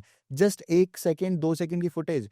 यूट्यूब की अपनी पॉलिसी कहती है कि यार ये फेयर यूज ऑफ कंटेंट है. Yeah. बट जब कोर्ट का या फिर कॉपीराइट की बात आती है तो यूट्यूब को पता नहीं, आती चीजें समझ नहीं आती हैं, क्योंकि उनकी भी गलती नहीं है. इतने ज्यादा लोग हैं, पता नहीं वो किस हिसाब से ये चीजें मैनेज करते हैं. But they should be more sincere. यार अभी रिसेंटली एक कंटेंट क्रिएटर है, मैं नाम नहीं लूंगा, दोनों पार्टीज का. वो मैं नाम नहीं लूंगा, गूगल करके देख ले. मैं नाम नहीं लूंगा, गूगल कर लो. सो मैं नाम नहीं लूंगा ऑब्वियसली. एंड वो he is a very brilliant content creator. वो एजुकेटर है. उनके 3.2 मिलियन सब्सक्राइबर्स है, फॉलोअर्स है इंस्टाग्राम पे. जस्ट एक फेक कॉपीराइट स्ट्राइक आई. फेक में क्यों बोल रहा हूँ, क्योंकि यार 2 सेकंड की अगर किसी की मैंने फुटेज यूज करके उस पर कॉमेंट्री की है, वो मेरा कंटेंट है, मैं ऑन करता हूँ उस कंटेंट को. एंड अगर उसके कारण उनका 3 मिलियन का चैनल खत्म हो गया, जिसके लिए उन्होंने कितने साल मेहनत करी है, और इंस्टाग्राम के पास कोई जवाब नहीं था इसका. लकीली उनके पास प्रेजेंस थी, उनका यूट्यूब स्ट्रॉन्ग है, उनका ट्विटर स्ट्रॉन्ग है, तब जाके वो लड़ पाए और उनका चैनल वापस आ पाया. बट सपोजिंगली कोई क्रिएटर है जिसकी शायद एक ही जगह पे प्रेजेंस है, जिसने अपना फेस उतना फैमिलियर भी नहीं करा हुआ है एंड उसके 50,000 या 1 लाख फॉलोअर्स हैं और उसका अगर पेज उड़ गया किसी इस तरह की कॉपीराइट पे, उसकी तो लाइवलीहुड खराब हो गई यार। वो खुद तो गया, उस वो जो अपने कारण जितने लोगों को एम्पावर कर पा रहा था, चाहे उसके एडिटर्स थे, चाहे डीओपी थे, चाहे उसके मैनेजर्स थे, सबकी लाइवलीहुड खत्म हो रही है। तो राघव जी की ये बात करना पार्लियामेंट में, इट वाज वेरी इंपॉर्टेंट कि जो राइट टू लाइवलीहुड है ना, ये ऐसे रैंडम कॉपीराइट पे डिपेंडेंट नहीं होना चाहिए। करेक्ट। इट्स अ इकोसिस्टम जहाँ पे लोग, क्योंकि अब ये सिर्फ एक गिग जॉब नहीं रह गई है, Yeah. It's a proper job. हम social media managers, DOP, editors, designers, graphic designers, thumbnail makers, content cut, कितने सारे रोल्स हैं जो एक्चुअली जिनकी फैमिली इन पर डिपेंडेंट है, जो ये लोग काम करते हैं क्रिएटिवली एंड इससे पैसे कमाते हैं। तो रैंडमली एक कॉपीराइट स्ट्राइक आई और मेरे साथ मेरे एज अ क्रिएटर मेरे साथ साथ इतने लोगों का करियर खत्म हो रहा है, ये अफोर्ड नहीं कर सकते। और उन्होंने एक बहुत वैलिड पॉइंट इसमें बोला कि ये जो कॉपीराइट का लॉ है, ये 1950s में बना है, तब डिजिटल राइट्स का प्लान ही नहीं था कुछ भी। Yeah. Nobody knew what is अ हाँ, डिजिटल उस राइट। टाइम तो चोरी थी ना, हाँ। उठा लिया हुआ है पूरे ही। तो that was a interesting thing. So अगर कोई इंस्टाग्राम का नया अपना चैनल शुरू करता है और उनके पास 0 फॉलोअर्स हैं और उनके पास 6 महीने का टाइम है, तो 6 महीने में वो कितनी ग्रोथ एक्सपेक्ट कर सकते हैं और उसके लिए क्या स्ट्रैटेजी लेनी चाहिए उनको? इंस्टाग्राम पे ग्रो करने के लिए सिंपल सा सोल्यूशन है, ज़्यादा मत सोचो, जस्ट स्टार्ट पुटिंग कंटेंट। जितना ज़्यादा आप कंटेंट डालोगे इंस्टाग्राम आपको उतना ज़्यादा रिवॉर्ड करेगा। और रही बात नंबर्स की, मैं रिस्ट्रिक्ट नहीं करना चाहता, शायद आपके मैंने आई हैव सीन पर्सनली लोगों को जिन्होंने 6-6 महीने में 1-1 मिलियन कर लिए हैं। और ऐसे भी लोग हैं जो 10,000 करना भी it's not a easy thing, 10,000 भी करना सब्सक्राइब फॉलोअर्स। सो या कि कुछ भी हो सकता है, लेकिन उसका सिंपल लॉजिक है, ज़्यादा ओवरथिंक नहीं करना है। जब भी नया कंटेंट क्रिएटर आता है ना, वो बहुत सोचता है। सबसे बड़ा मिथ पता क्या है? कि यार अगर मैंने ज़्यादा कंटेंट डाला तो मेरी ऑडियंस तो फटीग हो जाएगी, उनको तो लगेगा भाई ये कितना कंटेंट डालता है। तो अगर कोई कंटेंट क्रिएटर दिन के 10 पोस्ट डाल रहा है तो यार ऑडियंस बोर हो जाएगी, मैं नहीं डालूंगा। सबसे बड़ा मिथ। सबसे बड़े चैनल्स आप देखो, फ्रॉम विरल बेहानी। विरल बिहानी भाई, वो अपने आप में एक मास्टर क्लास है। They put 100 content pieces every day. And Instagram पे सबसे लॉजिक ये है कि आपका जो कंटेंट है वो सिर्फ आपके फॉलोअर्स तक रिस्ट्रिक्ट नहीं करता।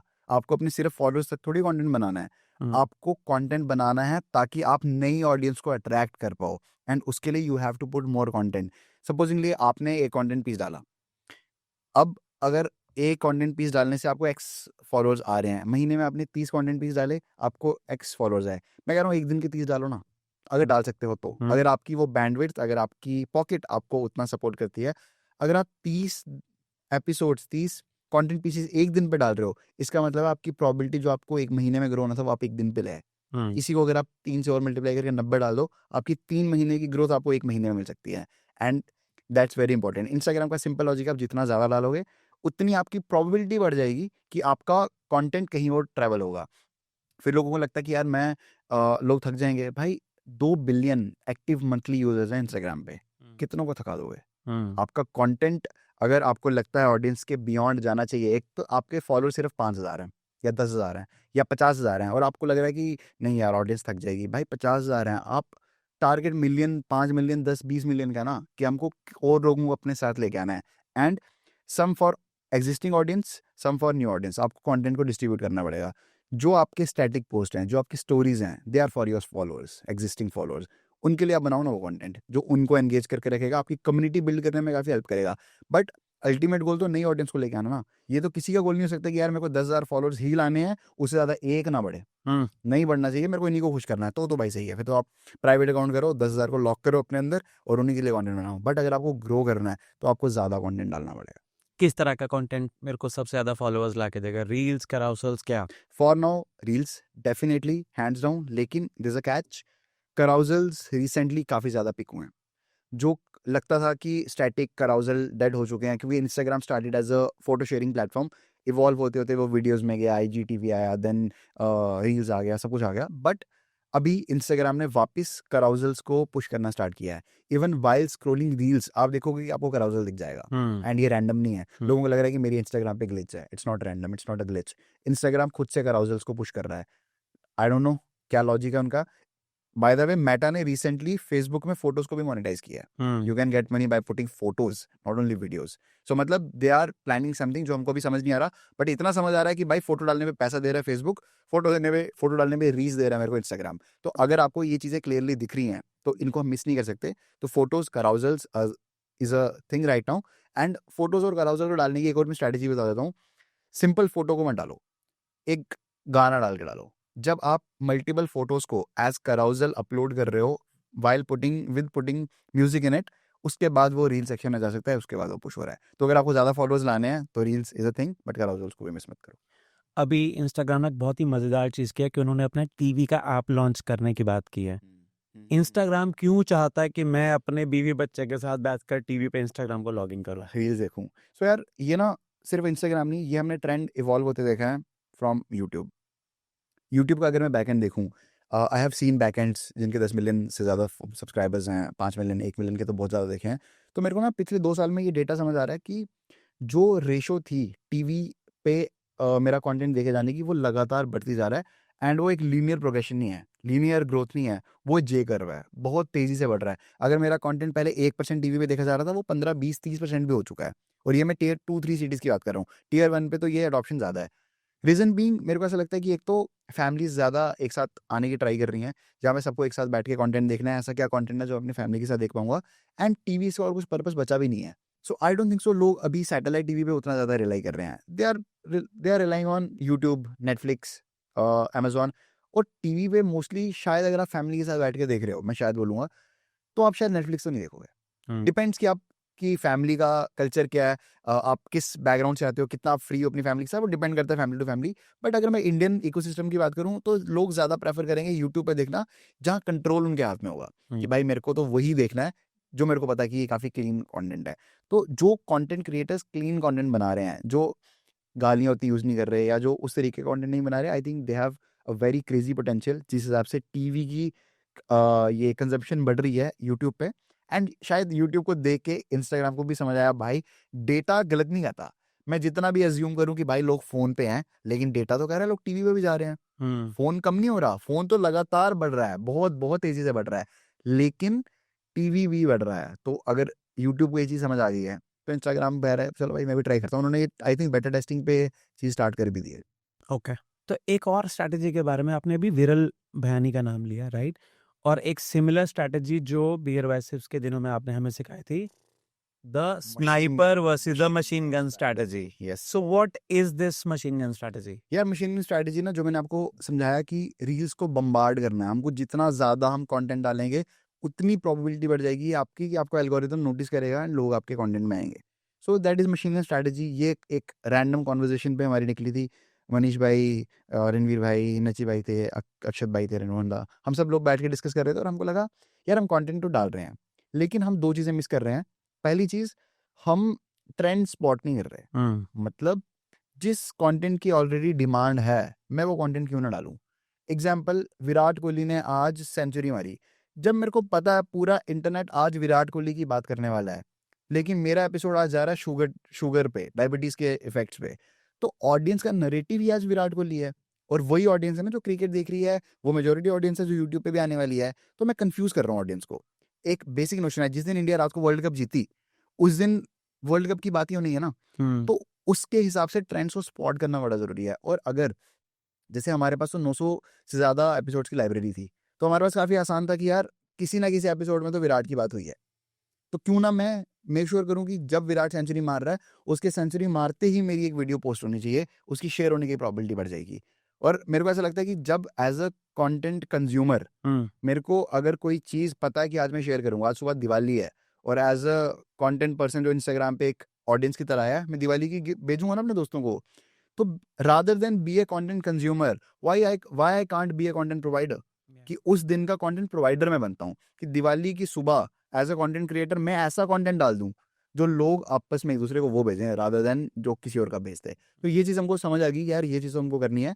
तो इसी के साथ मशीन गन और ट्रेंड स्पॉटिंग हमारी साथ साथ में चलने लगी, जहाँ पे हमने मेक श्योर किया कि भाई दुनिया में कोई भी चीज़ हो, हम मेक श्योर करेंगे कि अगर हमारी लाइब्रेरी में वो बात हुई है, चाहे वो एक्स प्राइम मिनिस्टर्स हों, चाहे वो क्रिकेटर्स हों, चाहे वो बॉलीवुड हो, चाहे वो कुछ भी हो, चाहे वो इंपॉर्टेंट डे हो गया, टाइगर डे भी है, तो वही मेड श्योर कि भाई टाइगर डे पे टाइगर की बात हुई है एपिसोड में, क्योंकि हमने नेशनल वाइल्ड लाइफ का एपिसोड किया है, तो वो कंटेंट जाना चाहिए। मुझे लगा टाइगर श्रॉफ की बात करने वाले हैं। वाह नाइस आइडिया। तो अगली बार ये भी टीम को बोल देंगे, डालेंगे वो। सो या इन शॉर्ट की मशीन गन स्ट्रैटेजी ने हमारे लिए गेम चेंज करी। हमारा इंस्टाग्राम जो उस टाइम 300-350 के पे था, वो 3 महीने में 1 मिलियन हो गया, and only because of machine gun.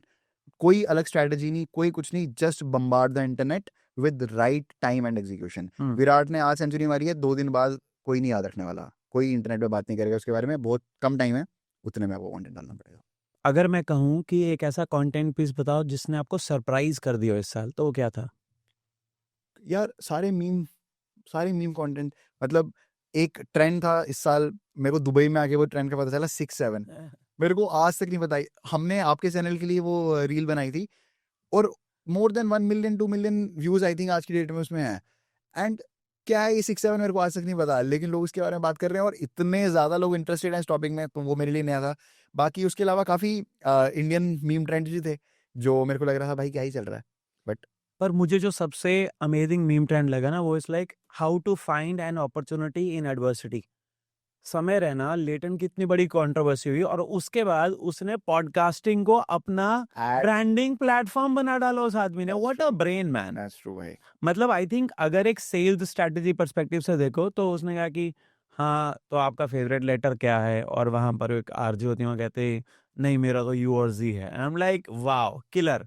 So everybody knows his type of humour या एंड एवरीबडी नोज कि हाँ he is going through a hard time, but he found a way to monetise that hard time. That's true. सिर्फ ad placements तो उसने करी, समय भाई ने रिसेंटली अपना एक शो लॉन्च किया जो मैंने भी देखा। वो show is all about the latent thing, and उन्होंने पता नहीं कितनी लैक्स टिकट उसकी ऑलरेडी बेच दी हैं, और वो शो कंटिन्यूसली वर्ल्ड टूर कर रहे हैं। यूएस करा, यूके करा, इंडिया, दुबई, सब किया उन्होंने। एंड बेस्ड ऑन वो जो उनसे जो भी उनके साथ हुआ, जो भी कंट्रोवर्सी कंट्रोवर्सी हुई, उस कंट्रोवर्सी को उन्होंने कैश किया, and it's a very smart move. And Samay is very smart, I have met Samay, he is very smart. जो वो इंटरनेट पे पर्सनैलिटी पर्सोना प्ले कर रहे हैं, ही इज नॉट वो डैश बीप वर्ड बंदा, he is very smart intellectual guy, जो समझता है इंटरनेट, जिसको मार्केट समझ आती है, जिसको पता है कि मैं क्या कर रहा हूँ और मैं क्यों कर रहा हूँ और इससे क्या होने वाला है। वो ऐसे ही शाहरुख खान के लड़के आर्यन खान के लॉन्च इवेंट पे टी शर्ट पहन के नहीं पहुंचेगा। ही इज वेरी स्मार्ट, उसको पता है मैं क्या कर रहा हूँ और क्यों कर रहा हूँ। ओके, सो अभी हम प्लेटफॉर्म्स की बात कर रहे हैं। हमने फेसबुक की बात की, हमने यूट्यूब की बात की, हमने इंस्टाग्राम की बात की। एक इंपॉर्टेंट प्लेटफॉर्म जिससे कॉर्पोरेट्स बहुत ऑब्सेस्ड है वो है लिंक्डइन। सो लिंक्डइन पर अब वीडियोस जा रहे हैं, राइट? पहले लिंक्डइन ने कहा कि हम वीडियो का अलग टैब देंगे, फिर उन्होंने कहा नहीं नहीं मजा नहीं आ रहा, टैब हटा दो। फिर उन्होंने कहा कि हम लिंक्डइन पर गेम्स देंगे। अभी उन्होंने कहा कि गेम्स को पीछे बैकग्राउंड में कर दो, जिसको खेलनी होगी वो खेल लेगा। करना क्या चाहता है लिंक्डइन? यार मैं ना अभी रिसेंटली एक समिट में गया था, वहाँ पे लिंक्डइन के एक्सपर्ट से मेरी कुछ बात हुई जो लिंक्डइन टीम से थे, एंड मैं कंटिन्यूसली इंडिया के भी लिंक्डइन के जो एक्सपर्ट्स हैं उनसे बात करता रहता हूँ। एंड मेरे को भी यही समझ आ रहा है कि LinkedIn is very confuse in it self. उनको कहीं ना कहीं इंस्टाग्राम बनना है, उनको उतने नंबर्स चाहिए प्लेटफॉर्म पे, बट अदर फिर उनको लगता है कि यार शायद मेरे को वीडियोस देके मैं अपनी ऑडियंस खराब कर रहा हूँ, मेरे को वो नहीं बनना। इंस्टाग्राम लिंक्डइन ने जब ये फीचर दिया था जहाँ पे वीडियो स्क्रॉल होने वाले थे, एज अ कंटेंट स्ट्रैटेजिस्ट तो हम पूरे फ्लिप हो गए थे कि भाई अब से तो रील्स का सारा हमको डंप लिंक्डइन पे करना है। बट देन थोड़े दिन के बाद उन्होंने वो हटा दिया। करेक्ट। बट जो मेरे को रिसेंटली बात करके समझ आया कि LinkedIn is still pushing videos, ऐसा नहीं है कि लिंक्डइन वीडियोस को पुश नहीं कर रहा। तो आई थिंक वो भी अपने एक्सपेरिमेंटेशन फेज में है। तो as a content companies, as a corporates, हमको भी एक्सपेरिमेंटेशन फेज ऑन रखना चाहिए। हमको रिलाई नहीं होना चाहिए कि वीडियोस नहीं चलेंगी। हमको रिलाई नहीं होना चाहिए कि भाई मेरा सिर्फ स्टैटिक पोस्ट चलेगा, या मेरा सिर्फ पीडीएफ चलेगा, या मेरा सिर्फ टेक्स्ट चलेगा। आई थिंक सबकी पोटेंशियल है, सब चल रहा है, and if the platform is figuring out तो हमको भी फिगर आउट करना ही चाहिए, और सब सब कंटेंट पीसेस ट्राई करना चाहिए। सो अगर मैं प्लेटफॉर्म वाइज बात करूं, हम एक एक प्लेटफॉर्म की बात करेंगे। So I just want you to answer कि इस प्लेटफॉर्म पे how much posting in 1 week is enough? Okay, okay, Facebook. The more you post the more you will be rewarded. But अगर लॉन्ग फॉर्म वीडियो की बात करी जाए, उसको breathing space लगती है फेसबुक में। Don't put too much long form videos, reels are okay, but long form को थोड़ी सी ब्रीदिंग स्पेस दो। वो ब्रीदिंग स्पेस आपको डिसाइड करनी पड़ेगी। वो एक हर दिन एक वीडियो भी हो सकती है, हर दिन 2 भी हो सकती है, बट मेक श्योर कि आपने जो कंसिस्टेंसी पकड़ी है वो ब्रेक ना करो आप फेसबुक में। एल्गोरिथम को अगर आपने ट्रेन किया है कि मैं हर दिन 6 बजे वीडियो डालता हूँ, तो stick to that idea. Instagram. जितना कंटेंट डालना डालो, बहुत ज़्यादा कंटेंट डालो, जितना डालोगे उतना रिवॉर्ड करेगा। एक्स। सो जितना मैंने इंस्टाग्राम का बताया, उससे भी ज़्यादा हमको पोस्टिंग की ज़रूरत है एक्स पे। It's not easy to grow on X honestly, and it's one of the most difficult platform X. And उस पे वीडियो से ज़्यादा आपके छोटे लिखे हुए कंटेंट पीसेस चलेंगे टेक्स्ट फॉर्मेट में. सो ट्राई वो वाला अपना. अगर किसी को ओपिनियंस देना पसंद है, चाहे वो थोड़े से पॉलिटिकल इंक्लाइनेशन में हो, x is your platform. X is a platform about the latest news. News, politics, discussions, debates, sports, cricket के सारे अपडेट्स लेने के लिए x is the best platform. Cricket के रिलेटेड मतलब किसी भी स्पोर्ट्स या जहाँ भी डिस्कशंस हो रही है ना, और थोड़ी सी इंटेलेक्चुअल बोल सकते हैं, वो डिस्कशन होती है इस पे. LinkedIn. लिंक्डइन पे अगेन जैसे मैंने बोला एक्सपेरिमेंटेशन फेज चल रहा है. ऑनेस्टली मेरे को ऐसा लगता है कि थोड़ी सी ब्रीदिंग स्पेस लिंक्डइन पे लगती है. दिन में 10 पोस्ट डालना लिंक्डइन के लिए उतना प्रेफरेबल नहीं है. थोड़ा स्पेस दो. मे बी आप हर दिन पोस्ट करो, अगर आप नहीं कर सकते तो एटलीस्ट एक दिन का गैप देके आप पोस्टिंग करो. ज़्यादा बम्बार्ड मत करो प्लेटफॉर्म को. So 3 to 4 posts a week is enough for I LinkedIn. Think yes, for no. Yes. And that could be a static post, that हाँ, could be an वो image, या a text or Video. a video, कुछ भी. कुछ भी. Okay. YouTube. So for YouTube जो मेरे को बेसिक समझ आया, आपको एटलीस्ट 2 लॉन्ग फॉर्म वीडियोस डालनी पड़ेंगी यूट्यूब पे ग्रो करने के लिए, अगर आपको अच्छे से ग्रो करना है. And you have to put shorts every day. Instagram की तरह यूट्यूब पे बम्बार्ड नहीं कर सकते आप. जैसे हम इंस्टाग्राम पे मैं बोल रहा हूँ कि भाई 100 शॉर्ट्स डालो, 100 रील्स डालो एक दिन में, मज़ा आ जाएगा. यूट्यूब पे नहीं आएगा. यूट्यूब पे आपको रिस्ट्रिक्टेड अच्छा कंटेंट डालना पड़ेगा. आपको यूट्यूब पे maybe just start with 1 short a day. See वो कैसा परफॉर्म करता है, 3 महीने का डेटा लो, देन स्विच करो 2-3 शॉर्ट्स में. ज़्यादा मत डालो. एंड अगर आप ज़्यादा डाल रहे हो तो कंसिस्टेंट रहो. ये इंस्टाग्राम की तरह, जैसे इंस्टाग्राम पे ना कि अगर आप ज़्यादा डाल रहे हो अच्छी बात है, कम डालो तो भी थोड़ा ठीक है, चल जाएगा. यूट्यूब पे नहीं चलेगा. यूट्यूब पे आपको बहुत ज़्यादा रिजिड रहना पड़ेगा अपने एल्गोरिथम के साथ. अगर आप हफ्ते में 2 वीडियोस डाल रहे हो, stick to 2 videos long form. और अगर आप 15 शॉर्ट्स डाल रहे हो तो 15 शॉर्ट्स ही डालो फॉर नाउ. एंड जैसे जैसे आपका बिहेवियर प्लेटफॉर्म आपकी तरफ करेगा, यू कैन चेंज. टिकटॉक की ओनरशिप चेंज हो गई है. अभी उसके 2-3 ओनर्स हैं, including Oracle, including Abu Dhabi based MGX और एक और कंपनी. तो there is a conversation going on that TikTok might come back to India. या इफ दैट हैपेंस, उस पर कितना पोस्ट करना चाहिए? जितना हमने प्री बैन टिकटॉक यूज़ किया था, टिकटॉक ने ही I think machine learning strategy को ऑप्टिमाइज किया था. आई हैव सीन क्रिएटर्स जो आज भी टिकटॉक पे सेम टाइम पे अपनी सेम रील सेम टाइम पे 2 बार डाल देते हैं टिकटॉक पे. कि मेरे को पता है कि वो only platform, TikTok is only platform जो आपको रिस्ट्रिक्ट नहीं करता सेम पोस्टिंग करने से. इंस्टाग्राम तो आजकल फ्लैग करता है कि आपका पोस्ट सेम लग रहा है और वो आ जाता है नोटिफिकेशन. टिकटॉक को कोई फर्क नहीं पड़ता. टिकटॉक कह रहा है भाई तुम 500 पोस्ट डालो, 1000 पोस्ट डालो, आई एम तुम एक ही पोस्ट 500 बार डालो, आई डोंट एक ही पोस्ट डालो, सेम टाइम पे लोग डाल रहे हैं. एंड वो देखते हैं कि अगर सपोजिंगली मेरे पास 500 पोस्ट है ना, अगर एक पॉडकास्ट से सपोजिंगली मैंने 50 रील निकाल दी, तो मैं 50 रील टिकटॉक पर डाल दूंगा और देखूंगा कि कौन सी अच्छी परफॉर्म करी है टिकटॉक पे, वो मैं यूट्यूब पर डालूंगा. और जो वन ऑफ द टॉप की बेस्ट होगी वो मैं इंस्टाग्राम पर डाल दूंगा. Interesting, very interesting strategy. अब आप बात करो इस समय as somebody who's consuming content, Yeah, right? But you are somebody who has to spot the trend. that's true. Trend spotting के लिए आप एक कौन से प्लेटफॉर्म पे जाते हो सबसे पहले? So there is a platform called Trend24. तो Trend24 का जो प्लेटफॉर्म है मेरे को काफ़ी अच्छा लगता है, क्योंकि वो आपको हर घंटे के बेसिस पे, हर आवर के बेसिस पे ट्रेंड स्पॉट करके बताता है कि 24 घंटे से क्या ट्रेंड चल रहा है. और सिर्फ आपकी कंट्री के नहीं, अगर मैं यूएई में हूँ तो यूएई के भी, और मैं पूरी दुनिया के इंडिविजुअली एंड वर्ल्ड वाइड. मतलब उधर ऑप्शन है कि वर्ल्ड वाइड क्या ट्रेंड चल रहा है, 1 घंटे पहले क्या बात हो रही थी, 2 घंटे पहले क्या बात हो रही थी, उस हिसाब से आई कैन गेट. उसके बाद सेकंड प्लेटफॉर्म मेरे को लगता है ट्विटर को हम जितना भी जो भी बोलें, बट वहाँ पे आपको एक बेसिक नोशन समझ आ जाता है कि आज क्या बात हो रही है, इंटरनेट पे किस तरह का नोशन है. देन आई थिंक इंस्टाग्राम पे आपको खुद से स्क्रॉल करना पड़ता है. आप जब 50 रील स्क्रॉल करोगे आपको समझ आ जाएगा कि ओ आज ये चल रहा है. तो ये प्लेटफॉर्म था. बाकी न्यूज़ के लिए I use Inshorts. India में I use to use this app a lot. Dubai में I am still figuring out कि कौन सी ऐप अच्छी है. शायद आप मेरे को आज बता दोगे एक, so that I'll use. So what I try to do is, as part of my daily routine, I block 30 minutes every day to just go on Reddit and use that as a platform. Yeah. So देखो Reddit सही है, मतलब I use Reddit a lot क्योंकि वो मेरे लिए एक gossip session है. Reddit पे आपको मोस्टली गॉसिप्स मिलेंगे, कॉन्स्पिरेसी थ्योरीज मिलेंगे और वो सब मिल जाएंगे. बट हाँ, Reddit से भी आपको ना, अगर आप पॉप कल्चर में रेलिवेंट रहना चाहते हो, and it's very important for content creators जो थोड़ा इस तरह का कंटेंट बना रहे हैं जो पॉप में रेलिवेंट रहने के लिए ज़रूरी है, चाहे वो पॉडकास्ट हो गया, चाहे वो कुछ भी होगा. हाँ, Reddit ज़रूरी है. बट हाँ, थोड़ा ज़्यादा गॉसिपी प्लेटफॉर्म है, तो दूर भी रहोगे तो भी चलेगा.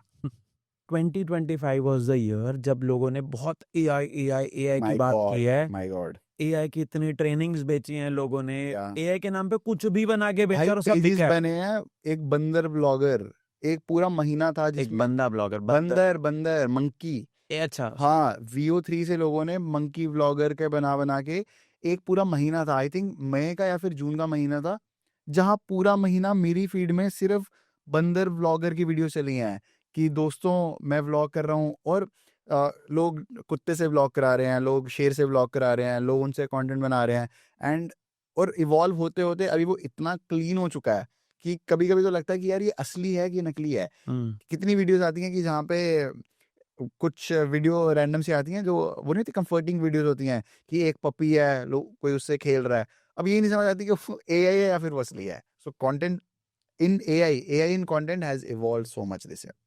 सो 2026 में एआई कंटेंट क्रिएशन को किस पीक पर लेकर जाने वाला है?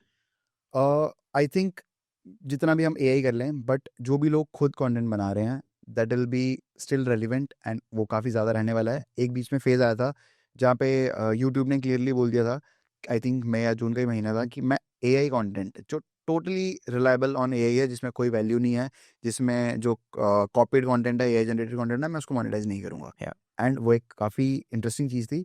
देन उसके पहले इंस्टाग्राम ने भी एक एआई का ऑप्शन ला दिया था कि Label. हाँ एआई एनेबल का ऑप्शन था कि अगर आपका कंटेंट एआई जनरेटेड है, चाहे कुछ भी हो उसमें, अगर आपने फुटेज यूज़ करी है, म्यूजिक यूज़ किया है, या फिर आपने इवन कैप्शन एआई से लिखाए हैं, then you have to make sure कि आप एआई ऑन रखो।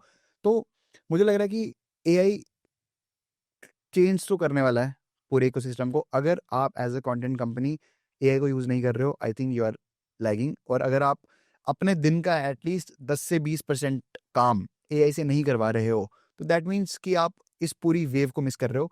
And AI is a wave, हम जितना भी इसको इग्नोर करें, ये कितना बबल है, बर्स्ट होगा, टूटेगा, कुछ होगा नहीं होगा, बट स्टिल आई थिंक जो एआई को जानता है, जो एआई को यूज़ करते हैं, उनका 2026 का साल है। चाहे वो वीडियो एडिटर्स हों, चाहे वो प्रोड्यूसर्स हों, चाहे वो सोशल मीडिया मैनेजर्स हों, चाहे वो कोई भी हो, चाहे वो एक बेसिक डिज़ाइनर हो जिसको अपना एक डिज़ाइन बनाना है, चाहे वो ग्राफिक डिज़ाइनर हो, थंबनेल डिज़ाइनर हो, सबको एआई यूज़ करना आना चाहिए, तभी आप एक्सेल कर पाओगे चीज़ों को। Content creation is not an economical business. So कोई भी जो कंटेंट क्रिएशन में आ रहा है वो चाहता है कि मैं इससे कुछ पैसे कमाऊं, which means they need to have some revenue streams. Yeah. What are the revenue streams somebody who is having less than 10,000 followers can expect from content creation in 2026? Honestly 10,000 followers काफ़ी कम हैं जो आपको एक सस्टेनेबल अर्निंग ऑप्शन दे सकते हैं, but हाँ UGC content is a thing, जो user generated content है। Brands are paying good money to creators जिनके इवन 2,000 फॉलोअर्स भी हैं, 1,000 फॉलोअर्स भी हैं, बट वो उतना भी गुड इनफ नहीं है कि आप कंफर्टेबली दुबई में रह पाओ या फिर कहीं भी रह पाओ। सो 10,000 इज़ अ कम नंबर। मेरे को स्टिल ऐसा लगता है कि आपको एटलीस्ट 50,000 या 1,00,000 फॉलोअर्स तक वेट करना चाहिए to start earning decent money from any platform. उससे पहले आपको जो भी मिलने वाला है वो बहुत कम मिलने वाला है। मे बी वो बाटा कोलैबोरेशन हो सकती है, मे बी वो एक बेसिक बहुत ही कम कोलैबोरेशन हो सकती है, तो आपको आइडली वेट करना चाहिए। और रही बात ऑप्शंस की, there are multiple revenue streams a creator can tap in, starting from the basic, आपको जो प्लेटफॉर्म मोनेटाइज करता है। सो यूट्यूब एंड इंस्टाग्राम में एक बेसिक फ़र्क है, YouTube offers direct monetisation, Instagram doesn't. Instagram पे आपको अपनी रील डालने का पैसा नहीं मिलता, हाँ उस रील्स के ज़रिए आप पैसे कमा सकते हो फ्रॉम ब्रांड्स, फ्रॉम गिफ्ट्स और मल्टीपल ऑप्शंस, बट पर व्यू का पैसा नहीं है। बट यूट्यूब पे वो केस है, इसलिए मैं जितना भी इंस्टाग्राम करूँ, at the end of the day अगर आप यूट्यूब पे नहीं हो, you are missing a lot. क्योंकि एक और चीज़, इंस्टाग्राम का कंटेंट का जो शेल्फ लाइफ है ना, वो बहुत कम है। जो आज मैंने रील देखी वो शायद मैं अगले दिन नहीं देखने वाला। जो भी कंटेंट पीस मैंने आज देखा वो अगले दिन तक उतना रिलायबल या फिर उतना मेरे लिए फ्रूटफुल नहीं रहेगा। कोई भी इंस्टाग्राम को as a search engine use नहीं करता, बट यूट्यूब को करता है। YouTube is the second largest search engine in the world after Google. तो अगर आपने आज एक वीडियो बनाई, सपोजिंगली आज हमने सोशल मीडिया की बात करी और हमने ये वीडियो अपलोड करी, ये वीडियो 1 साल के बाद भी उतनी ही रेलिवेंट है। अगर किसी को हर्ष की या पंकज की बात सुननी है सोशल मीडिया पे, यूट्यूब पे वो जाके सर्च कर सकता है, बट इंस्टाग्राम पे वो नहीं कर पाएगा। इंस्टाग्राम पे तो इसके बाद हमने 1000 रील और डाल दी होंगी ना, कौन जाके स्क्रॉल करेगा? तो इंस्टाग्राम का आपका शेल्फ लाइफ 1 दिन का, 2 दिन का, 3 दिन का है। यूट्यूब का वो लाइफ लॉन्ग है। तो यूट्यूब का कंटेंट बनाना it's very important, and YouTube as I said आपको डायरेक्ट मोनेटाइजेशन देता है। It's a very good thing. अगर आप एक सर्टेन नंबर क्रॉस करते हो, जो भी इनके क्राइटेरिया वो पास करते हो, that's not a big task. वो करने के बाद आप एक बेसिक पैसे कमाना स्टार्ट कर सकते हो, बट स्टिल जब तक आप एक डिसेंट नंबर ना लेके आओ हर एपिसोड में, उतना एवीडी ना करो, उतना ज़्यादा आप नहीं कमा पाओगे। वो हार्ड रियलिटी है। आप पैसे अच्छे कमा पाओगे ब्रांड डील से, और इसलिए नीश कंटेंट बनाना बहुत ज़रूरी है। कि अगर चाहे आपके 50,000 सब्सक्राइबर्स हैं, लेकिन अगर किसी ब्रांड को पता है कि यार ये बंदा, इसकी जो ऑडियंस है ना वो मेरे से काफ़ी रिलाई करती है। फॉर एग्जाम्पल, अगर आप कंटेंट बनाते हो अबाउट वेगनिज्म, कि आपको वीगन की बात करते हो आप, और आपने 50,000 लोगों की वो कम्युनिटी बना दी है कि आप सिर्फ बात ही वीगन की करते हो, तो जो भी कंपनी वीगन प्रोडक्ट बनाएगी ना, आप उसके गो टू क्रिएटर हो गए। Creator हो कि रादर देन मैं किसी एक रैंडम बंदे के पास जाऊँ जिसके 1 मिलियन सब्सक्राइबर्स हैं, जो हर बारे में बात करता है, उससे अच्छा मैं किसी ऐसे के पास जाऊंगा जो 50,000 लोगों में बात करता है, क्योंकि मेरी जो टारगेटेड ऑडियंस है वो यहीं पे है। So niche is a next level thing. Very good answer that if अगर आप एक निश में काम कर रहे हैं तो आपको उस निश के टारगेट ऑडियंस मिलेंगे। ओके, मुझे मेरा निश ही नहीं पता, how do I find out what is my niche? It's very difficult. लोगों को लगता है कि आसान है निश फाइंड करना। जो भी बंदा, मेरे को लगता है कि जो भी बंदा मल्टी टैलेंटेड है ना, उसके लिए प्रॉब्लम बहुत बढ़िया है। जो जिसको पता है मेरे को आता ही यही है, उसके लिए तो चीज़ें स्टार्ट में ही आसान होगी कि भाई मेरे को आता ही गाना गाना है, या मेरे को पसंद ही सिर्फ शायरी है, या मेरे को पसंद ही सिर्फ डांस है। आपकी तो नीश पहले दिन पे क्लियर है। लेकिन कुछ लोग हैं जिनको नीश क्लियर नहीं होती क्योंकि उनको सब कुछ आता है। It's a problem. But I feel niche find करने के ना 2-3 तरीके हैं। 2-3 कंडीशंस हम ले सकते हैं। सबसे पहले, आपको वो दोनों तीनों चीज़ें करनी चाहिए जो आपको आती हैं, जो आपको लगता है कि आप अच्छा करते हो, based on response from the audience. और अगर आपके पास इनफ डेटा है, फॉर एग्जाम्पल आपके पास 3 या 6 महीने का डेटा है एटलीस्ट, टू डिसाइड कि यार मैंने ए के बारे में बात भी की, बी के बारे में बात भी की, सी के बारे में बात भी की, लेकिन जब जब मैंने बी के बारे में बात की, ऑडियंस अलग ही लेवल पे एंजॉय करती है, ऑडियंस को मेरी अच्छी पर्सनैलिटी दिखती है। एंड सिर्फ ऑडियंस का रिव्यूज नहीं, बट डेटा भी मेरे को ये कहता है कि मेरे कमेंट्स, मेरे नंबर ऑफ लाइक्स, मेरे इंप्रेशंस, मेरा सीटीआर, मेरा एवीडी सब बढ़ जाता है जब मैं बी की बात करता हूँ। That means your niche is B. And अगर आपको बी एज अ नीश करने में मजा आता है तो ही वो चीज़ चूज करो। मतलब आई हैव सीन क्रिएटर्स जिनको लगता है कि यार 2025 में ना एआई बूम कर रहा है, अब तो मैं एआई कंटेंट क्रिएटर बन जाऊंगा। भाई 2026 में कुछ और बूम कर लेगा तो तू स्विच कर लेगा क्या? नहीं कर पाएगा ना। तो आपको नीश, पहली कंडीशन नीश फाइंड आउट करने की यही है कि आपको वो चीज़ में मजा आना चाहिए। चाहे आपको नंबर ना भी मिले, बट एटलीस्ट आप उसके साथ इतना टाइम बिता लो कि आप एटलीस्ट क्रिएटिवली तो सेटिस्फाई हो जाओ। एज अ सिंगर, अगर किसी को गानों के बारे में बात करना पसंद है, उसको नंबर आए या ना आए, वो एटलीस्ट क्रिएटिवली खुश रहेगा कि यार मेरे को मज़ा तो आया, 1 साल काम करके मज़ा आ गया। उसमें नंबर आ गया तो बहुत अच्छी बात है। ना आए फिर भी उसने कुछ खोया नहीं है। बट एक ऐसा क्रिएटर जिसको एआई के बारे में कुछ नहीं पता था, ना पसंद था, 1 साल कंटेंट बनाया, नंबर भी नहीं आए, और नॉन इंटरेस्टेड चीज़ पे काम करता रहा, फिर तो लॉस ही लॉस है। नंबर आ भी गए तो क्या भरोसा कि अगले साल भी ये चीज़ सस्टेन करने वाली है। और अगर नंबर नहीं आए और दोनों, फिर तो लॉस ही लॉस है। हर्ष, एक ऐसा क्रिएटर या फेमस पर्सनालिटी जिसका डैशबोर्ड विजुअलाइज करने में या जिसका डैशबोर्ड एनालाइज करने के लिए Harsh would do anything? Mister Beast मेरे को देखना है यार। मतलब आई हैव सीन वीडियोस उनके मैनेजर्स की, उनकी टीम की, कि ये है वो है। इवन पता, जब मिस्टर बीस्ट इंडिया में आए थे तो फ्लिप हो गए थे इनका डैशबोर्ड देख के, विरल बयानी का। एंड ही वाज लाइक कि भाई 10 मिलियन सब्सक्राइबर और तुम लोग 100 वीडियोस डालते हो। और जब उसने उनकी रीच देखी, I think it was more than billion reach, if I am not wrong, वो डेटा चेक करना पड़ेगा, स्टार डाल के हम लिख देंगे वीडियो में, वो भी फ्लिप था। तो मेरे को उसका जेन्युइनली डैशबोर्ड देखना है, क्योंकि मैं मिस्टर बीस्ट की आई थिंक हर वीडियो देखता हूँ, नॉट सिर्फ एंजॉय करने के लिए, but from the content perspective. क्या म्यूजिक यूज कर रहा है, क्या क्यों यूज कर रहा है, ये पॉज क्यों था, ये इतने मिनट पे क्यों काट दिया। इवन उनकी वीडियोस, अगर मान लो 30 मिनट की वीडियो है और किसी ने स्ट्रगल किया 30 मिनट वो प्राइज मनी जीतने के लिए $1 मिलियन, वो थैंक यू पे ही काट देगा। मतलब मेरे को देखना है, सेलिब्रेट तो करने दे। बट उसको पता है कि ये शायद कम लोग हैं जो सेलिब्रेट करना देखना चाहते हैं, उनका पर्पस पूरा हो गया, वीडियो काट दो। तो मतलब अगर हम एक वीडियो बना रहे हैं और हमने प्राइज मनी रखी है, जो ये वीडियो जीतेगा उसको $1 मिलियन मिलेगा, और उसके लिए पूरी मेहनत करी, हम एटलीस्ट लास्ट में 1 मिनट तो रखेंगे कि इसको दिखा तो दूं इतना बनाया है, इतना पैसा दिया है। He doesn't care. तो मेरे को देखना है यार उनका डैशबोर्ड, कितना ईवीडी है, कितना सीटी आ रहा है, क्या सब कुछ है। एक और बहुत मज़ेदार डिबेट चल रहा है इस समय कि प्रखर अपने यूट्यूब चैनल पे इस समय क्या कर रहे हैं। That's true. सो मुझे जानना है कि अगर प्रखर आपके सामने इस समय मेरी जगह पर बैठे हो और आप दोनों आपस में बात कर रहे हो, तो आप प्रखर से क्या पूछना या बताना चाहोगे? हाँ, पहली चीज भाई, प्रखर भाई, mad mad mad respect. I don't think सो कोई इतना बड़ा रिस्क ले सकता है। He was getting good numbers भाई, एवरेज हर वीडियो में 500 के मिलियन तो आ ही जाएगा। अच्छा गेस्ट है, अगर कोई नॉर्मल गेस्ट भी है तो 300-400 कहीं नहीं गया, एंड उनको पता है कि मिलियन व्यूज लाना is not a milestone for him any more. But वहां से डिसाइड करना कि भाई मैं बहुत हो गया, मेरे को नहीं देना ये कंटेंट, बड़ा और गेस्ट डिपेंडेंट हो गया, बहुत जो ऑडियंस को चाहिए होगा वो कंटेंट मुझे नहीं देना है, मैं वो कंटेंट बनाऊंगा जो इंडिया डिजर्व करता है और जो इनको देखना चाहिए। मेरे व्यूज नहीं आएंगे, मेरे को चलेगा। ये रिस्क लेना यार बहुत बड़ी बात है, क्योंकि यू हैव सैलरीज टू पे। आप या 1 मिलियन वीडियो से जितना कमाओगे, आप 30,000 की वीडियो से क्या कमाओगे यार? मतलब वही नो, कुछ नहीं कमाओगे आप।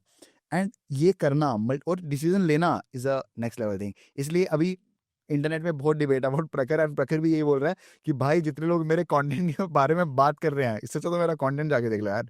बट या आई थिंक अगर यहाँ से प्रखर को स्विच भी करना पड़े थोड़े महीने बाद, अगर सपोज इंडियन का काम ना, ये मतलब वर्कआउट ना करा, आई होप करे, नहीं भी करा, but still he'll be remembered as कि भाई किसी ने तो रिस्क लिया। कोई तो था इंडियन इकोसिस्टम में जिसने बोला कि भाई बस मेरे को और डम कंटेंट नहीं देना, मेरे को डम डाउन नहीं करना अपना कंटेंट, क्योंकि ऑडियंस को ये चाहिए, मैं नहीं कर सकता। मैं इतना इंटेलेक्चुअल आदमी हूँ, मैंने इतने साल फिलोसफी पढ़ी है, मैंने इतना सब पढ़ा है, मैं तो वही कंटेंट दूंगा। अब अगर यहाँ से ये कंटेंट पुल ऑफ हुआ तो भाई मतलब हिल it is going to change the direction of of podcasting podcasting in India and yeah as content as a subject in India, कि अब मेरे को डम डाउन कंटेंट नहीं बनाना। ऑडियंस तैयार हो चुकी है, एंड डेफिनेटली आज नहीं तो 5 साल बाद तो होना ही है ये। लोग थक जाएंगे सेम कंटेंट देख देख के, सेम जोक्स हम अब नहीं देख पाते ना, तो सेम इंटेलेक्चुअल बातें भी हम नहीं देख पाएंगे आफ्टर अ पॉइंट। जो चीजें हमको 2020 में हंसाती थी अब नहीं हंसा सकती, हमें ये क्रिंज हटाओ। तो अगर कॉमेडी वाइज हम इवॉल्व हो चुके हैं, हम एक और इसमें सेक्शन है रैपर्स का। जितने लोग रैप सुनते हैं उनको पता है कृष्णा इज अ रैपर। ठीक है, जब भी मेरे को प्रखर का ये पूरा एक्सपेरिमेंट फेज आता है ना, मेरे को कृष्णा की याद आती है। कृष्णा, जब कृष्णा रैप कर रहे थे ना, उनका रैप बहुत ज़्यादा डिफिकल्ट था। मतलब कि लोगों को समझ ही नहीं आ रहा था, वो जो फ्लोज थे, जो राइटिंग थी, जो बार्स थे, लोग कह रहे थे भाई ये क्या बात कर रहा है। बट कृष्णा ने कभी भी डम डाउन नहीं किया, उसने लेवल ही अप किया, कि मतलब हर गाना और कॉम्प्लेक्स है और समझना मुश्किल है। लोग कह रहे हैं उस टाइम कि यार मेरे को तो गाना एंजॉय करने के लिए सुनना था, मेरे को समझना नहीं है, ब्रेक डाउन नहीं करना कि इसने क्या बोल दिया। लेकिन कृष्णा वो करता रहा, and now Krishna is a thing. Krishna के कॉन्सर्ट सोल्ड आउट हैं। कृष्णा ने अपनी कम्युनिटी बना ली कि भाई मेरे वीडियो में नहीं आएंगे 100 मिलियन व्यूज, 2 मिलियन आएंगे, लेकिन ये 2 मिलियन को उसने एजुकेट किया थ्रू जर्नी। तो आई थिंक प्रखर इन टर्म्स ऑफ रैप के अगर मैं कंपेयर करूं, वो कृष्णा बन सकता है, ही हैज दैट पोटेंशियल, जहां पे वो ऑडियंस को अपने साथ साथ एजुकेट करेगा। आज 50,000 लोग उनकी हर वीडियो कंटिन्यूस देख रहे हैं। शायद ये 50,000 लोग जब अपने इकोसिस्टम में अपने दोस्तों में जाके बातें करेंगे ना कि भाई तुम क्या देख रहे हो, मैं प्रखर का वो देख रहा हूं, और जब वो कॉन्वर्जेशन में फ्लेक्स करेंगे, कुछ ऐसी बात बोल देंगे जो लोग कभी सोच भी नहीं पाएंगे, तो उससे सोशल फोमो क्रिएट हो सकता है, या फिर एक्चुअली लोग उससे कनेक्ट हो सकते हैं, और शायद वो number lakh, million, 2 million, 5 million जा सकता है। सो अगर मैं इस समय तुम्हें बोलूं कि नंबर्स की बात भूल जाएं, कि हमें पता है एड चला के लोग अपने नंबर्स बढ़ा सकते हैं, काफ़ी बड़े बड़े पॉडकास्टर्स इन द पास्ट ये चीज़ें Yeah. कर चुके हैं, आज भी कर रहे होंगे। सो एक पॉडकास्टर तुम्हारे पास प्रखर है, एक तुम्हारे पास समधीश जैसा कोई है, Yeah. एक कैरेक्टर है वो अपने आप में। संदीश है यार, Sandish is a pure pure media guy. He is very well read, उसने जर्नलिज्म घोल के पिया है। वो वैसा आदमी नहीं है कि जो कंटेंट के लिए पॉडकास्ट करने लगा, वो कंटेंट और इंटरव्यूज और यही सब कर करके बड़ा हुआ है। सो यार संदीश इज राइट, नेक्स्ट तो गाय। एक प्रखर है, एक समधीश है, and then there is a businessman called Nikhil. Nikhil Kamath. तो अभी इन तीनों के रीच की अगर हम बात करें ना, तो they are all influential people right now. They have somebody is talking to politicians, somebody is getting Mr. Musk on his show. Yeah. So right, what do you think matters to the audience? एक high profile guest या एक value driven conversation? I think right now India की अगर मैं बात करूं, high profile guest is a thing.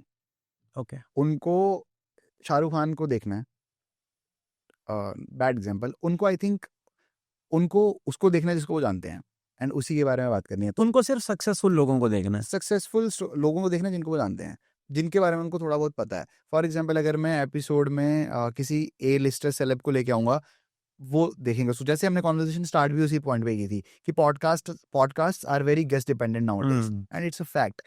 लेकिन प्रखर ने ये चैलेंज लिया है जिसमें उसने सब सब्जेक्ट एक्सपर्ट्स को बुला लिया। फॉलोअर्स हो ना हो आई डोंट केयर, लेकिन ये लोग सब्जेक्ट एक्सपर्ट्स तो हैं। इनसे ज़्यादा वैल्यू तुमको मार्केट में शायद और को नहीं दे पाएगा। तो आई थिंक ये स्विच होगा, लेकिन राइट नाउ अभी तो नहीं होगा यार। टाइम लगेगा इसमें थोड़ा। मतलब ऑडियंस को एजुकेट होने में टाइम लगता है यार। सो हर्ष, तुमने इंडिया का कंटेंट क्रिएशन का टॉप लोगों के साथ काम कर लिया, मिलियन 10 मिलियन वाले लोगों के साथ काम किया, and now you are in Dubai trying to build something with us from the scratch. कितना difference है दोनों ecosystems में? आई थिंक काफ़ी है यार। मेरे को लगता है दुबई में लोगों को कंटेंट बनाना है डेफिनेटली, मतलब वो नीड है, लेकिन still they don't have the right resources जो उनको हेल्प कर सकते हैं कंटेंट क्रिएशन की जर्नी में। दे मे बी शायद अभी भी पोटेंशियल है गुड स्ट्रैटेजीज का, गुड इम्प्लीमेंटेशन का, गुड एडिट्स का, चाहे वो किसी भी डोमेन में हो। तो मेरे को लगता है ये डिफरेंस है। इंडिया में काफ़ी हद तक ये टैप इन हुआ है। मेरा दुबई मूव करने का रीज़न भी यही था कि यार मेरे को वहाँ का कंटेंट इकोसिस्टम समझना है, और यहाँ आने के बाद मेरे को ये चीज़ समझी कि कंटेंट सबको बनाना है, लेकिन डिफिकल्टीज बहुत है। जो प्रॉब्लम इंडिया में 2020 में थी, 19 में थी, लेकिन अब शायद उतनी नहीं है। सबको समझ आ चुकी है आफ्टर अ पॉइंट, क्रिएटर्स को, इकोसिस्टम को, स्टार्टअप्स को। दुबई में वो पोटेंशियल है एंड दुबई में वो गैप है जहाँ पे अभी भी कंटेंट में उतनी अंडरस्टैंडिंग नहीं है। And I think that's where we come. अकेले तो हम क्या ही कर लेंगे, हम जैसे डेफिनेटली जैसे हमने स्टूडियो IT स्टार्ट करा और हमारा पर्पस है कि यहाँ के कॉर्पोरेट्स को, यहाँ के इकोसिस्टम को, यहाँ के कंटेंट इकोसिस्टम को हम हेल्प कर पाएँ जितना हमको आता है, या फिर जितने हमारे नोन रिसोर्सेज को आता है, हम मिलके कुछ बड़ा करेंगे। एंड आई एम श्योर कि हम भी नहीं कर पाएंगे अकेले मिलके, क्योंकि इतनी बड़ी प्रॉब्लम है। एंड हमारे जैसे और भी काफ़ी लोगों को मिलके ये प्रॉब्लम सॉल्व करनी पड़ेगी, तब जाके हम पूरा दुबई का कंटेंट इकोसिस्टम बना लेंगे। लाइक इंडिया में इट्स लाइक कि आप गली में निकलोगे, आपको काफ़ी ज़्यादा इन्फ्लुएंसर मिल जाएंगे, कंटेंट क्रिएटर्स मिल जाएंगे with 1 million, 2 million, 3 million. Dubai में इट्स रेयर, मतलब Yeah. मेरे को शायद अभी रेयरली कोई 1 मिलियन से ऊपर का कोई मिला है, शायद कोई भी नहीं मिला। And it's rare and it's a blessing in disguise. Yeah. आपके पास वो पोटेंशियल है, It's an opportunity right it's now. Opportunity जो इंडिया कंटेंट की वेव 2020 के बाद देख चुका है। जो पैसा, जो फेम, जो काम का पोटेंशियल हम लोगों ने इंडिया में देख लिया है, शायद दुबई में भी देखना बाकी है। And Dubai has lot of money भाई to put in as Dubai has a lot of money, और दुबई के पास अपने रिस्ट्रिक्शंस भी हैं, उनके रूल्स एंड रेगुलेशंस भी हैं, दैट वी हैव उनके पास लैंग्वेज के रिस्ट्रिक्शंस भी हैं because multiple nationalities are there. That's true. So इन सब रिस्ट्रिक्शंस को ध्यान में रख के I think value driven content is where 2026 is going to be about, 100%. and which is where people like you, me, and everyone who's listening to this, they would come into the picture. And with this, we conclude our today's value-driven episode with Harsh, who is the Chief Content Officer at Studio YT. Thank you for logging in. I hope you enjoyed this episode. Do let us know about one platform which you think will stand out in 2026. Thank you.